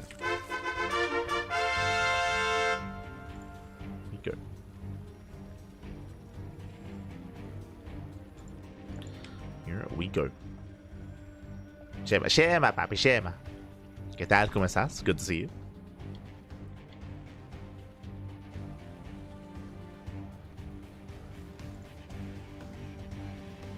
I wonder if Grid War ZVZ has helped cause Korean SC2 ZVZ to be so aggressive. I'm not so certain of that because it isn't Korean ZVZ that's more aggressive, but SC2 in general is more aggressive in Korea. What I'm referring to is not just ZVZ, but PvP. I would say that PvP, Korean PvP is more aggressive and more dynamic than European PvP, for example. I think TVT is maybe just as chaotic. Actually, maybe more so from the Korean side as well. I think in general, the mirror matchups are more intense and more aggressive in the Korean meta than the European one. For whatever reason. I would say that the other matchups are closer, much closer when it comes to ZVP and ZVT and PVT as well. But for whatever reason, the mirror matchups, they're very much so in each other's faces, more often than not. Not just applicable to this matchup. Oh, as we are going to be settling in. Settling in for the time being. And so far, Hatch Gas Pool, standard builds. Also see in the chat, nice all-in, strong timing. Again, as we mentioned, like, it wasn't just the timing, but also recognizing that, like, Solo was vulnerable, right? The scouting, pappy. As it was more of an informed all-in out of SHIN. For now, link speed is on the way. Also, my apologies. It looks like, sorry, yeah, we did have the initial 15, the initial extractor trick, I should say, from SHIN. So because of that, it is a later gas timing from the Zerg player, which means, yeah, we're playing 2 base. Yeah, my apologies. So later gases here for SHIN means no link speed. We're walling up. We're playing 2 base into a very fast lair. Let's go. Now, this fast lair can lead into a couple of different things. This can lead into 2-base muta. So 2-base muta is a possibility. This can also lead into roaches, into fast roach speed, into a roach-based all-in. We'll see how many gases are going to be taken here. We'll see what SHIN does embrace. Meanwhile, Solar, he is aware. Solar, he does go straight for his own Evo Chamber and a Roach Warren, as he confirms there is no expansion. So 2-base play here from SHIN. So far on 3 gases. Roach Warren's on the way. Technically, this could also be like a Nidus-based all-in. Technically. Solar rushing into +1 range. Again, just a really good read out of Solar, recognizing what's happening and skipping his own Bailey Nest. And there is the Spire. It is 2-base muta. Now the question becomes, is this only a handful of mutas for map control, or are we committing into pure mass muta? The big sign here is going to be which upgrade is researched here by the Evo Chamber. Link speed is on the way. I feel like this is a tell. Link speed tells us that this should be mass muta from SHIN and not +1 range, as otherwise you just skip link speed entirely. So bold move here by SHIN. Solar, he is in the dark as to what's going on. He actually didn't see the lair timing. So Solar, he's aware of the 2-base play, but he doesn't know how fast the lair was, doesn't know how many gases have been taken, doesn't know that there's no researching on these buildings. So Solar, he has incomplete information until now. Overseer dives in, and now Solar should confirm. He should confirm as he's making his way towards the main. Alas, there's nothing to scouts. Changeling goes down, and Solar, he won't be able to confirm. He at least sees link speed. Okay. Does confirm link speed. Meanwhile, links are moving out. Likewise, Solar getting in position to defend. And as we mentioned, link speed is a tell that it is going to be mutas.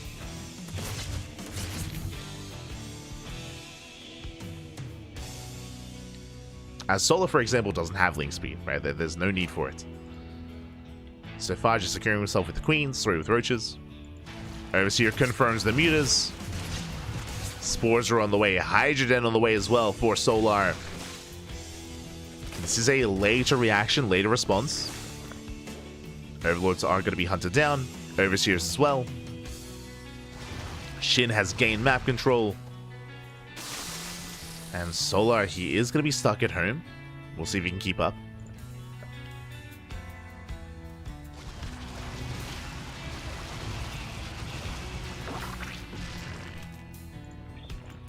SHIN does dip in between the bases. Oh, getting on top of the queens. And he will get one. One queen goes down. No transfuse. No transfuse here from a Solar. Roach is getting picked off as well. Getting another Overlord. So far, some good value. I believe no single muta has gone down. Yeah, 0 mutas have fallen. At least so far. And Solar's contained. Solar, he's stuck on 3 bases. Behind this, SHIN heavily droning. Heavily saturated, going into Ling Bane. Oh, he wants the Roach Warren. Oh, we'll lose the muta in the process. Muta goes down. Clutch transfuse. But brings down the Roach Warren. Brings down the tech. So far, still a better trade for SHIN, as he's lost 1 muta and 1 ling this game for quite a lot more. Rotating over. Getting another Overlord. Oh! Has to be covered up to overextend. Has to pull away. But SHIN's still containing Solar. Bailing speed is in production. Getting another queen. Solar not quite in position. Gas Geyser is exposed. Again, catching a Gas Geyser. Solar, he should be stuck at home until he can get into his spellcasters, I'm assuming. I'm referring to an Infestor or Hive Tech. For now, he's just... speaking of, there we go. Infestors are on the way. 2 Infestors so far. Meanwhile, SHIN dives in. Bolt maybe dives on the Hydras. Gets 2, gets 3, gets 4. 5, 6 Hydras going down. Taking down almost every single Hydra, but at a cost. And more Hydras have arrived. These are still some rough losses, but he does maintain control of the sky. Does maintain air control. Yeah, Hydras are just being picked off one after the other. Spore as well, but here come the Fungals. But doesn't matter, as there is no follow-up. Ooh, Fungal goes up. Big connection. The chain Fungals. Up. Uramas. He has one more. Does land the Fungals. And the Muse at force back. Whew. And Shin holds. Shin, he barely holds. Sorry, Solar, he holds on. He barely holds on. Did cost him 3 Fungals, and he barely survived with 2 Hydras. But he survives. Despite that, how many Hydras went down? 18. Jesus. 18 Hydras did fall. 5 Queens as well. Shin, he almost ended the game then and there. If it wasn't for the Infestors, I mean, that would have been game. Speaking of, catching another Hydra, catching another Queen, catching more reinforcements. Well, has to respect the Infestor. Shin does pull away. As Banelings have arrived, rolling in between the bases. They roll in between the bases. Oh no! Ooh, Fungal does connect. Very, very close Fungal, very clutch, but Banelings, they still make it through. Massive connections. GG gets called as the Hydras, they crumble, and Shin, he breaks through. Will take the series 2-0, advancing on to the decider match. GG. Whew. GG, well played. Unfortunately, there was only one Fungal. There was only one Fungal available. The other 3 were already spent, if you recall. And the Banelings, they could not be stopped. One Fungal was not enough. They still broke through nonetheless. Roaches were out of position. The Roaches were on the right. Hydras were on the left. The Roaches were not there to buffer for the Banelings. With that, GG. GG, well played. Shin, he will take the series. And Solar is eliminated from the LiuLi Cup. GG. GG, well played.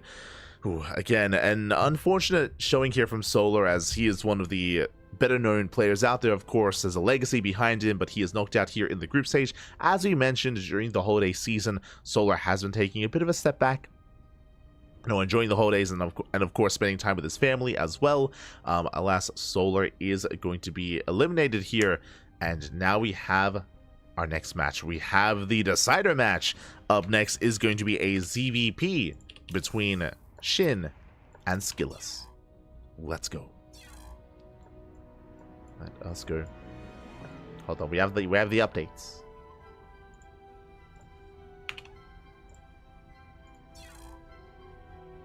Bam. As we have those updates coming in. And there it is, Shin with the 2-0. We have that decided match, SKillous and Shin in a PvZ in that final series of Group C. Again, a short, it's only been 2 hours. It's only been 2 hours, papi. Oh my god. Why can't my LiuLi cast be this fast, papi? Oh my god. Instead of just an 8-hour cast. But GG. GG, well played. And this is a match that we did avoid here. SKillous, he popped off earlier against Solar, and I'm sure Shin was watching. I'm sure Shin was watching. I'm sure he was studying what was occurring between SKillous and Solar. And again, Shin had a very close, very tense match against MaxPax. I don't think the 2-0 necessarily does it justice. So I'm hoping for a closer match between these two players. For now, though, we are going to be getting ready here for that final match. Vetoes are underway. As a result, we will be having a short break. The decider is the only one that isn't a crushing one way. I'm hoping so. I'm hoping so. At least scoreline wise. At least when it comes to the overall scoreline. Here we go. For now, we're going to be going on a short break, and we'll be back in a couple of minutes here with the final series of the broadcast. See you soon.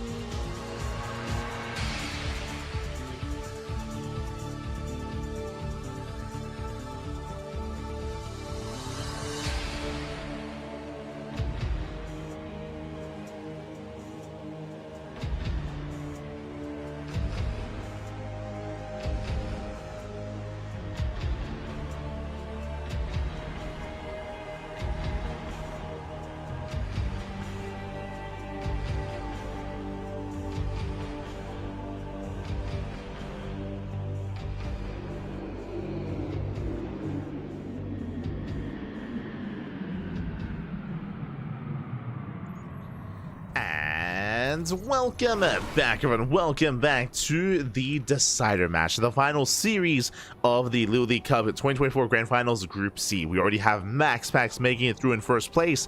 We are here to determine the second player through into the playoffs. And spawning in the top right hand corner of Frostsign, we have the blue Protoss player representing Team Liquid.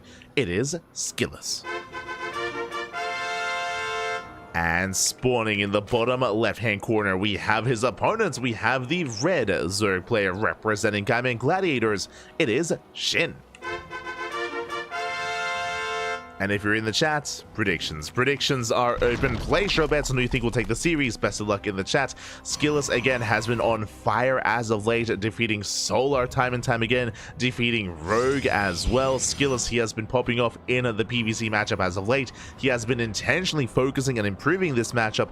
At the same time, SKillous is a little bit more out of the norm at times. He is more aggressive. He is more flexible as a player. I mean, I feel like we even saw that in the last game in that ZVZ where SHIN was able to all in Solar in game 1, and then in game 2 embrace Mass Muta as well. We'll see what he has to offer here in this matchup. For now, going for a later Gas Geyser. Okay. Hello. Let's go. It is going to be a pool. Sorry, it's going to be hatch first. Hatch, pool, gas here out of SHIN. Did go for an extractor trick, so interesting opener here.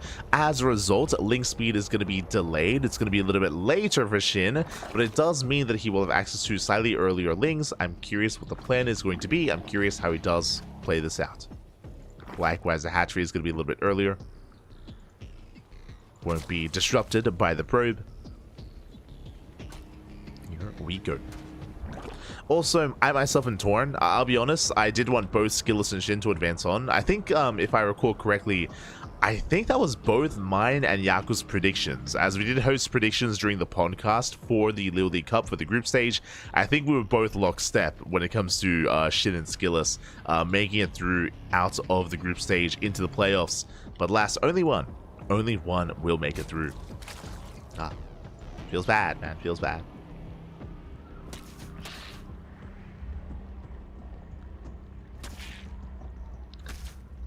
Probe is going to be zoned away.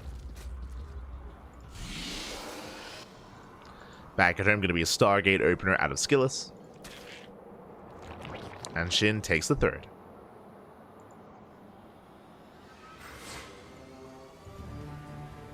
We'll take the third expansion. So far with that Stargate, should just be an Oracle-based opener, and welcome one and all to Frostsign. I'm a little bit surprised that this map made it through the veto process, especially in a best of 3, not gonna lie. Frostsign is known for being a bit of a larger map, but also a very exposed map as well. It can be very difficult for a player to hold on to these fringe bases, and I feel like we have seen SHIN thrive on Frostsign, especially in this matchup, once he's allowed to get into a 3-based economy to just focus on pure aggression, Ling, Hydra, not necessarily Roach-based, but just pulling the defending player apart. So we'll see what SKillous' plan is going to be. For now, he's taking his third. Now, if you recall, SKillous did have the same opener every game against Solar. He went for a Stargate into a third base, into a Twilight Council delayed Forge, into a heavy gateway count. And in game 2, he went for an all-in. In game 1, he went for a more passive start, but this is not that. This is a robo instead. Okay, you have my attention. Okay, it's gonna be Twilight Count. Sorry, it's gonna be Stargate into a third base into a robo follow-up instead. This could be the beginning of a Soul Train, but with that Twilight Council, this looks like an Archon drop. Okay. If you recall, this has been a very trendy build when it comes to Mana. Mana has been in love with this build. Mana does nothing but this build. He himself, alongside some of the other Polish Protoss players. It's interesting to see SKillous also embracing this build from time to time. Now, what we should be seeing here is Twilight Council with its done into a Templar Archives. We should be seeing a War Prism first. Yep, there we go. War Prism here from the Robo, moving out across the map, in time to warp in High Templar across the map for the Archon drop.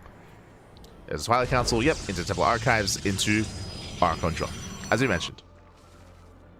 So again, this is a very niche build, Mana does it every single game though. It's the only build that Mana knows. He's pretty good at it. He's pretty good. I mean, Mana, he was able to defeat several with this as well. If you recall, we were casting Mana versus several previously last week. Mana has been quite efficient when it comes to this kind of style. We'll see if SKillous can pop off. Now, the way that this works here, it doesn't just start with an Archon drop as the Archons are on the way. This is designed to gain map control, to hunt down Overlords, to trade with Lings, to hunt down Queens, to threaten the Mineral Land as well. And back at home, SKillous should be building up a heavy Immortal army. Should be Immortal, Archon, Storm, charged out as a composition, a death bull of a ground-based army. And it can be terrifying to deal with. There's the first Immortal on the way. The first of many. And this can move out with like 6 or 7 Immortals. Like it's it's terrifying. Likewise, Archon's dropping across the map, getting an Overlord, trading with the Lings.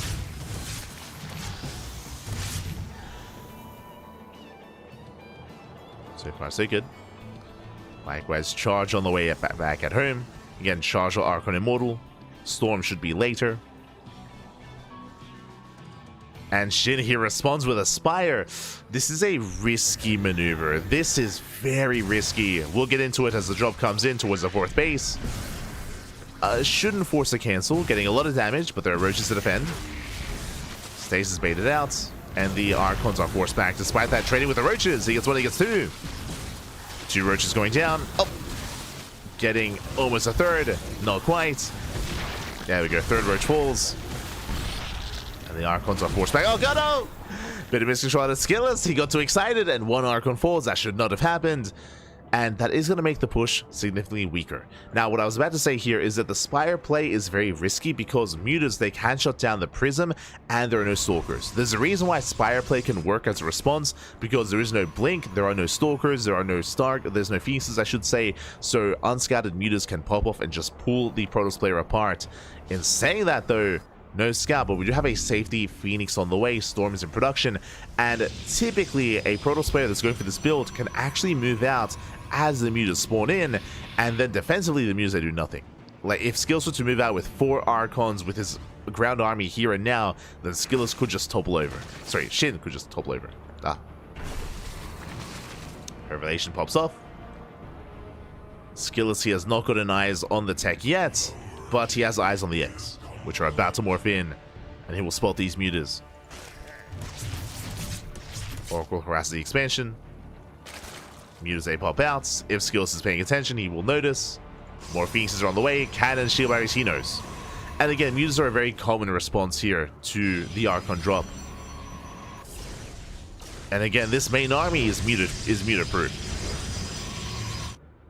That's a lot of Archons. And if SHIN over-invests into Mutas, then I'm going to be that much more concerned for him. +1 range on the way. Sorry, +1 air attack is on the way. He's got how many? He's got 10 Mutas so far. Phoenixes are in position. And SKillous defense. I say that the Phoenixes overextend. 1 Phoenix goes down. Nice pickup. Mutas, they hit the natural. Cannons in position. Stalker as well. Ooh, as Mutas are getting picked up. So far, good defense. And SHIN, he is going mass Muta. And here comes the army. And I'll be honest, what can the Mutas do to all these Archons? Not much. The answer is not much. From here, SKillous, he can just snowball out of control. He just A move. If SHIN can somehow pick off these Archons ahead of time, then maybe, just maybe, he can hold. Otherwise, there's no stopping this. As SKillous, he does push in. At the same time, SHIN going for a big counterattack. He cannot defend. He cannot fight this army. He cannot defend back at home. We're going for the base trade. We're committing to the base trade instead. Phoenixes, they're getting caught out. They get cornered. 1 Phoenix falls. Roaches, they hit the natural. Phoenixes, they're doing what they can. Doing what they can here. As Corruptors, they have arrived. Phoenixes, they're being shot down completely. No more Phoenixes. And with that, the Mutas, they may just win the base trade. Again, SHIN, he cannot fight this army head on, but he may not need to. May not need to. The natural base is going to fall. Likewise, natural also falling here for SHIN. Spire is going to be shut down. Zealots, they do hit the mineral lines. Drones are falling. SKillous, he has to break into the main. Roach speed is about to finish up. As the hatcheries are being found. And SKillous, he's still actually looking very secure here at the 3rd. That's a lot of stack defense. That's a lot of cannons, a lot of shield batteries. as the main base is falling, and SHIN, he's running out of workers. He's running out of drones, trying to escape. Does try to pull away. But you can see here the bases are being found out. There's 2 workers left. Tries to escape. No, the drones! They're trying to get away, but they're being hunted down. Yeah, there is no escape. There is no hidden bases. And SHIN is racing back home. He turns back around, trying to save what he can. And SHIN is down to 0 drones. 0 drones left. These are the final buildings. Oh, the final buildings for SHIN. 2 gas geysers and a hatchery. The other base is going to be falling. And again, the mutants, they just can't engage. He's going to try though. He's going to try to does dive in, going for the prism. Prism pulls away. The Archons, they stumble out of control. GG gets called as SKillous will take game number 1. Whew, GG. And this is what I was worried about when it comes to a mutant response. Both players like SHIN, players like Mana, they've gotten so good against this Spire play when going for this style. Just make more Archons. That's like, just make more Archons, and SHIN just cannot touch the army of SKillous. And with that, we had the base trade. SHIN, he failed to evacuate. He failed to save any drones. He had to come back home. GG. GG, well played SKillous. He is 1 game away from winning the entire series and advancing on into the playoffs. Let's go. Let us go. Again, the base trade was the best chance for SHIN, but he wasn't really ready for the base trade. Wasn't able to evacuate, wasn't able to get any buildings up and running. And with that, GG. GG, well played. We're loading into one of the smaller maps of the map pool. We're going to be loading into Whispers of Gold. And I appreciate that SKillous has gone for a different build every game. The openers against solo were the same, that is true, but the kind of end goal and the end game were very different. So I'm curious to see what SKillous has for us on Whispers. Again, this map is known for its all-ins, and if you remember the last time we saw SKillous on Whispers of Gold, he 3-base 8-gate all-in Solar. So we could see that again. We could see that again here. I'm hoping that SHIN doesn't cut as many corners, but we'll see.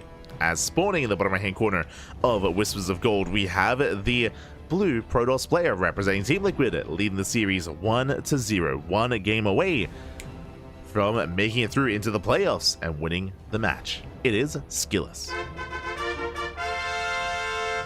And spawning in the top left-hand corner, we have his opponents. We have the South Korean Zerg player, the red Zerg representing Gaimin Gladiators. It is SHIN. Here we go.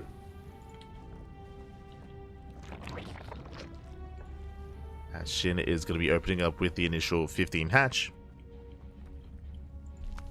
With the initial extractor trick. SKillous back at home, just settling in.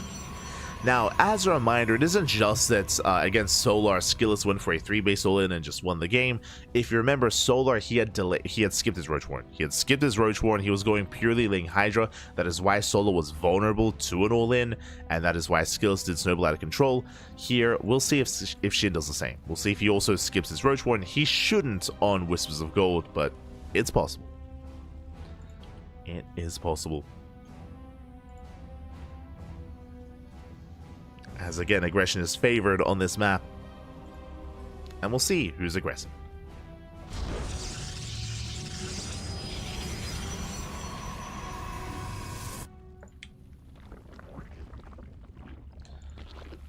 So for now, SHIN just settling in.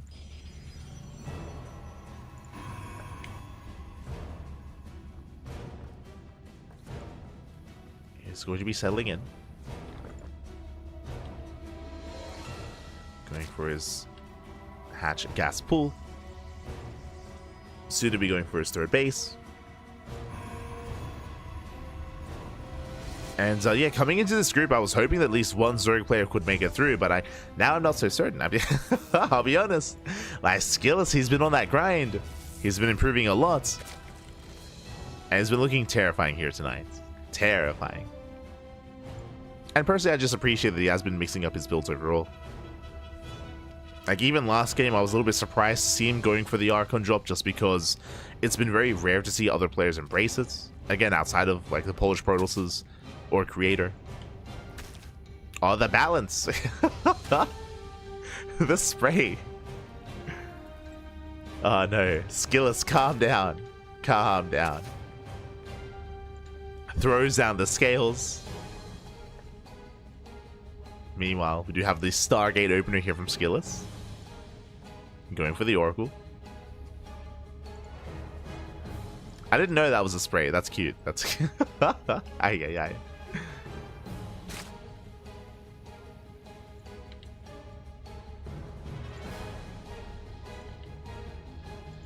SKillous, he pulls away. Pulls away, comes back home. Opening up Oracle. Oh my god, as SHIN, he's investing quite heavily here. 16 links on the way. No, he's going for Link Flood. He's going for the Link Flood. This is a big investment here, and we'll see if it pays off. It looks like SHIN, he's droning behind this. But this is, again, quite a lot of links. And he's moving out. Link speed about to finish. He's moving out across the map. SKillous taking a third base. And can SHIN punish? Can he break the third? Or break into the natural? Oracle moves out. The Oracle's not at home to defend. Lings, they do skirt around the map. SHIN, he is droning. He's not going all in. But still a very big commitment here from SHIN.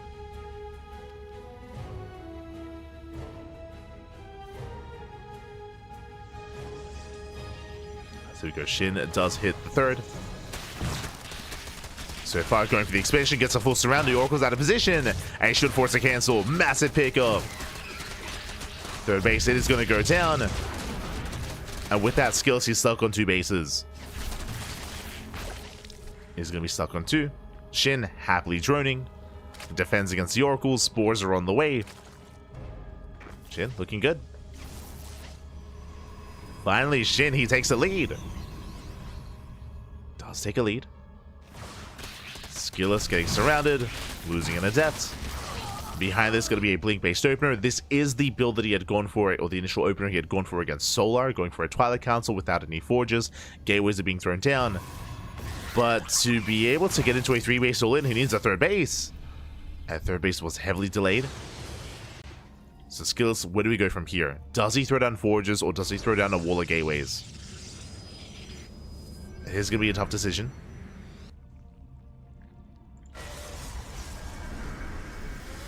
At this point, I feel like he might just have to macro it out. We'll see what he can get done. I mean, the pressure is on SKillous to get some economic damage. Moving out with the Adepts, moving out with the Oracles.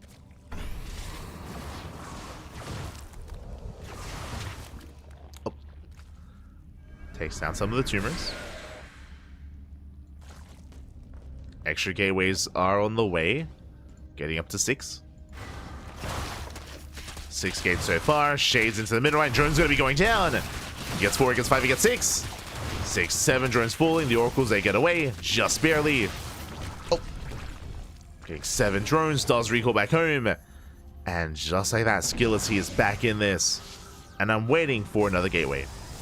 Because there's still no forge. This is looking more and more like a 3-base all-in. Oh, never mind. Double forge. Okay.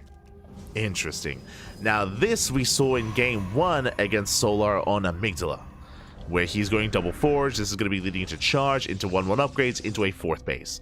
SKillous is moving out, but again, he's not reinforcing behind this. He's not going to be all in. Just applying pressure and supply blocking SHIN. Oh, 6 overlords. 6 overlords on the way. As SKillous moves out, SHIN goes for a run by. There is a shield battery. As SKillous shuts down another overlord. Back at home, defensive warp in. Does warp in time. The 4th base is going to be going down. SHIN, he has nothing to defend. Oof, that's a cancel. That's a cancel on the expansion. Very nice move out here by SKillous.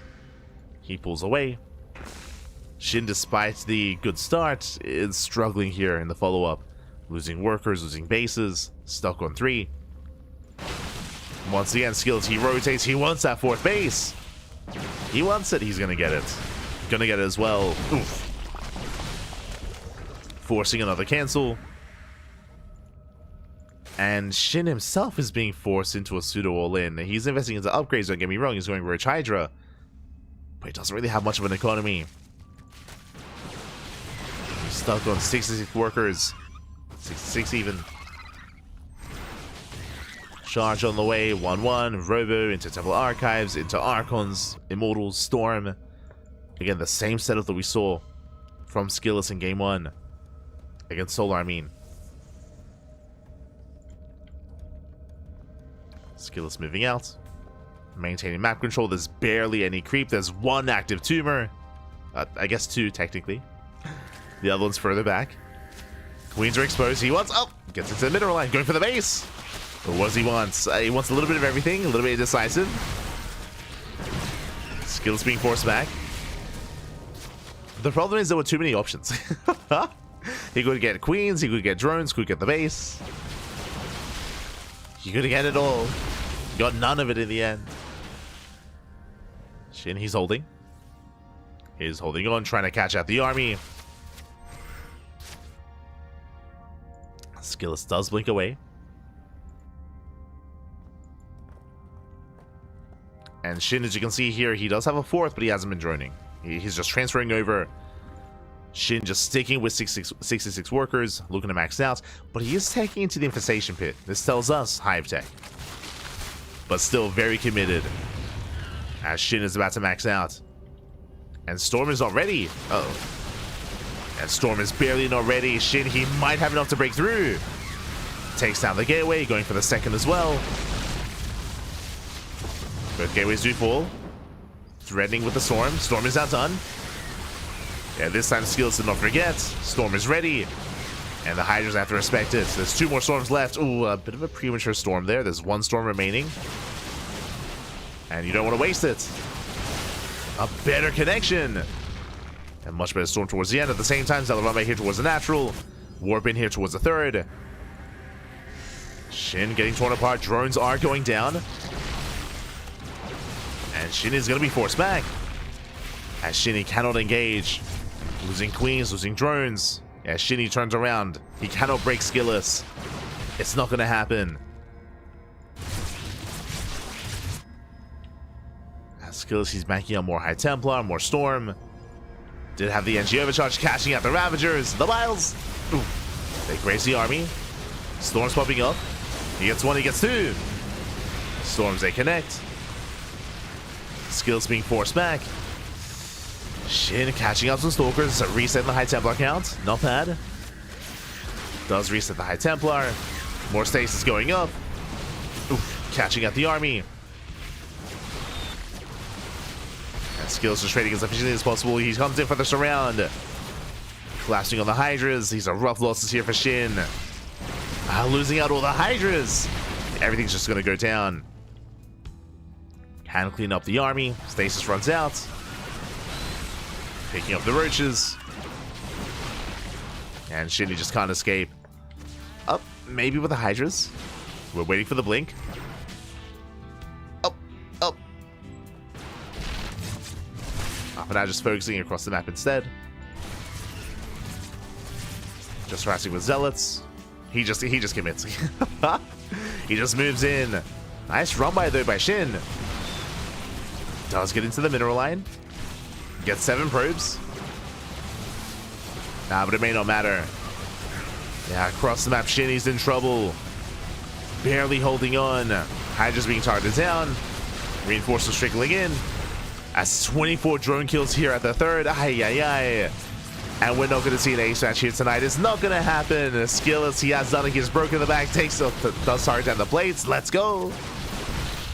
He can't afford to. Doesn't matter at this point. As SKillous, he's broken the back of Shin. GG gets called, and SKillous, he will take the 2-0. SKillous will advance on to the playoffs. GG. GG, well played. Very impressive play here by SKillous to be able to, despite having a really rough start, losing the third base, he was able to snowball out of control, harassing with the Oracles, harassing with the Adepts. He killed 7 drones, if you remember, at the natural base. Shin fell behind. Not just that, but after that moment, SKillous, he denied the 4th base twice. He forced a cancellation on the 4th base 2 times, just containing Shin. He basically forced an all-in. If you remember, Shin, he stayed on 66 workers. He maxed out. Yes, he had an infestation, but he had no Hive Tech. He had no Hive Tech, he had no economy. Shin, he was all in, he was forced all in, and he could not break SKillous. SKillous, he was able to get into Storm just in time. The stasis traps were popping off. The longer the game went on, the better it was for SKillous. And with that, GG. SKillous, he snowballs out of control, and SKillous does advance on alongside MaxPax into the playoffs. GG. GG, well played. As you can see here, MaxPax and SKillous looking dominant here in the PvZ matchups. Again, a much more versatile style out of SKillous, and as we mentioned before, SKillous has been intentionally working on this matchup. Historically, this has been his weakest matchup, but now it is becoming one of his strongest matchups instead. Very impressive stuff here from both MaxPax and SKillous. And with that, that wraps up our broadcast for the day. And I believe we have more matches tomorrow for this tournament for the LiuLi Cup. Oh boy. Here we go, just catching up on the bracket, and we can have a bit of a teaser of what's to come. Oh boy. Here we go. As I just quickly set things up. I got you. Bam. Beautiful. Okay, from the top, we have already been wrapping up the groups. Group A, Group B, and Group C. We've had Rainer, Gumiho, Hero, Serral, MaxPax, and SKillous all advance on through the group stage, and we have one group left. Group D. Not quite the group of death, I should emphasize. I mean, depending on how you look at it, we have 4 players. We have Clem, Cristiano, Dark, and Jeshi all coming together, all facing off tomorrow. These are going to be tomorrow's matches in less than 24 hours. Of course, Clem is going to be coming in as the heavy favorite, Dark as well, and we have 2 dark horses in Cristiano and Jeshi. For those that were not here for the qualifiers, you may not be aware, but Cristiano, he was a beast in the qualifiers. He was able to take down some heavy hitters. He looked amazing against Spirit, of course. Now, if I recall correctly, I believe he took down, was it Rogue in the qualifier? Let me just double check. As we did cover those matches, and Cristiano was looking very impressive. I believe it was in the final global qualifier. We can all just have a look together. Oh no, sorry, it wasn't. That's it. I remember now. I mentioned earlier, because some people were asking about Björn. Where's Björn? And I was saying that Björn, he was not a part of these tournaments as he failed to qualify. As you can see here, actually, Cristiano, this was during the qualifiers, during the last chance qualifier. Cristiano, he looked crazy. He took down Zan 2-1. Cristiano took down Creator, and he 2-0'd Björn. Cristiano, I mentioned before that he almost qualified in the European qualifier against Spirit. Like, Cristiano, he looked very, very strong. He was actually winning against Spirit, and then Spirit, he went Super Saiyan, and Spirit did that thing where he was like down 50 supply, but he had like 2 medevacs and a dream, and with drops, he just kept dropping over and over again, killing probe after probe, base after base, keeping Cristiano from moving out, and then Spirit, he clawed his way back into it. It was very impressive there by Spirit to win that game against Cristiano and bring it back and win the series. But Cristiano, he was able to vent his frustrations on Björn. So again, this is how Cristiano made it and qualified for the main event. And we'll see how he compares to the other players in this group. Cristiano, he also has very unique PvZ. We just saw SKillous in game 1 flex this more Archon drop, Immortal Archon heavy composition. Cristiano, he's very fond of that as well. He's very fond of that style, and we have seen at times players like Dark struggle against it, so there's opportunities here for Cristiano. Likewise, I just mentioned Cristiano looking strong in the PvT, taking down Björn and taking down Spirit, and almost winning against Spirit as well. It took maps, but not quite the series. So I'm excited to see him against Clem. Clem, he's been looking shaky at times, so there is opportunity here for sure. So we'll see how these players do unfold, how they do compare. Jeshi has been a little bit more in the dark. Jeshi has been less active. He hasn't been playing as often in these online tournaments, like the Open Cups, like the Pigastorm Monday or the Wardy TV Monday. So I'm not too certain what to expect from Jeshi, but I'm excited to cast him nonetheless. And again, this is all going to be in 21 hours time. Just under 22. Just under 22 hours time. We're going to be live here with Group D, so make sure you're a part of it. Make sure you're here. Let's go. As again, we are going to be wrapping up here for the evening. Going to be wrapping up for the day. Again, a bit of a shorter broadcast. Wasn't quite expecting this. It's a pleasant experience because I would like to get some sleep. It would be nice. Cristiano impressive. Yeah, he's been like Cristiano. He's been improving over the past couple of years. Specifically 2024, Cristiano has been improving a lot. If you've been watching the channel, you would know, especially in Sparkling Tuna Cups and in online tournaments, Cristiano has been looking very impressive. Very impressive. Dark is playing. I thought he went to the military this year. Dark, he did forego competing in Masters Coliseum, but he is playing in LiuLi Cup. As Dark has yet to go to the military. But we know it's coming soon. Coming soon, TM. But otherwise, thanks for watching. Thanks for tuning in. As you can see, our schedule here for the week, we have just wrapped up our schedule for Tuesday. We just wrapped up with the Pickasaur Monday earlier and the LiuLi Cup in the evening. Tomorrow, we are live at 9 AM KST with a Lima League. That is going to be in, how many hours time? That's going to be in like 9 hours? Like 9.5 hours time. We're going to be live here with the Lima League, going over those replays as the Lima League is currently underway. It's currently being played live as we speak on a different platform. Likewise, in less than 24 hours, we are live with the LiuLi Cup Group D. And following that, we have the OC Championship on Thursday and Friday. We have the Podcast on Thursday. We have Masters Coliseum on Thursday, Friday, and Sunday. And we have the House Galactic Battle on Saturday as well. That is a full day event, so plenty of content, plenty of StarCraft. As always, 2 casts a day, every single day. We even have 3 casts on Thursday with the podcast, technically. True. With the podcast, with the talk show that we do host. So a lot of content, as always, a lot of content here at the CranKy Ducklings. If you want to support us, if you want to follow us, you can follow us on all the social medias, Twitter, Facebook, Instagram, YouTube, and Discord, all things CranKy Ducklings. We will post whenever we go live. And again, you can support us via Patreon as well if you wish. Our Patreon is designed to fund our tournaments. We do host events on a regular basis. As you can see here, our events are on hold for the month of January because our schedule is so full. We don't have time to host our tournaments. So we did want to take some time off as well coming into the holidays. So the return of Sparkling Tuna Cup and Tenacious Total Tussle and Sea Duckling Open and Master Swan Open, that's all coming at the end of January after these other big events wrap up. Because there's a lot of content, a lot of StarCraft. It's a busy month. It's a busy month, man. Aye. But otherwise, thanks for watching.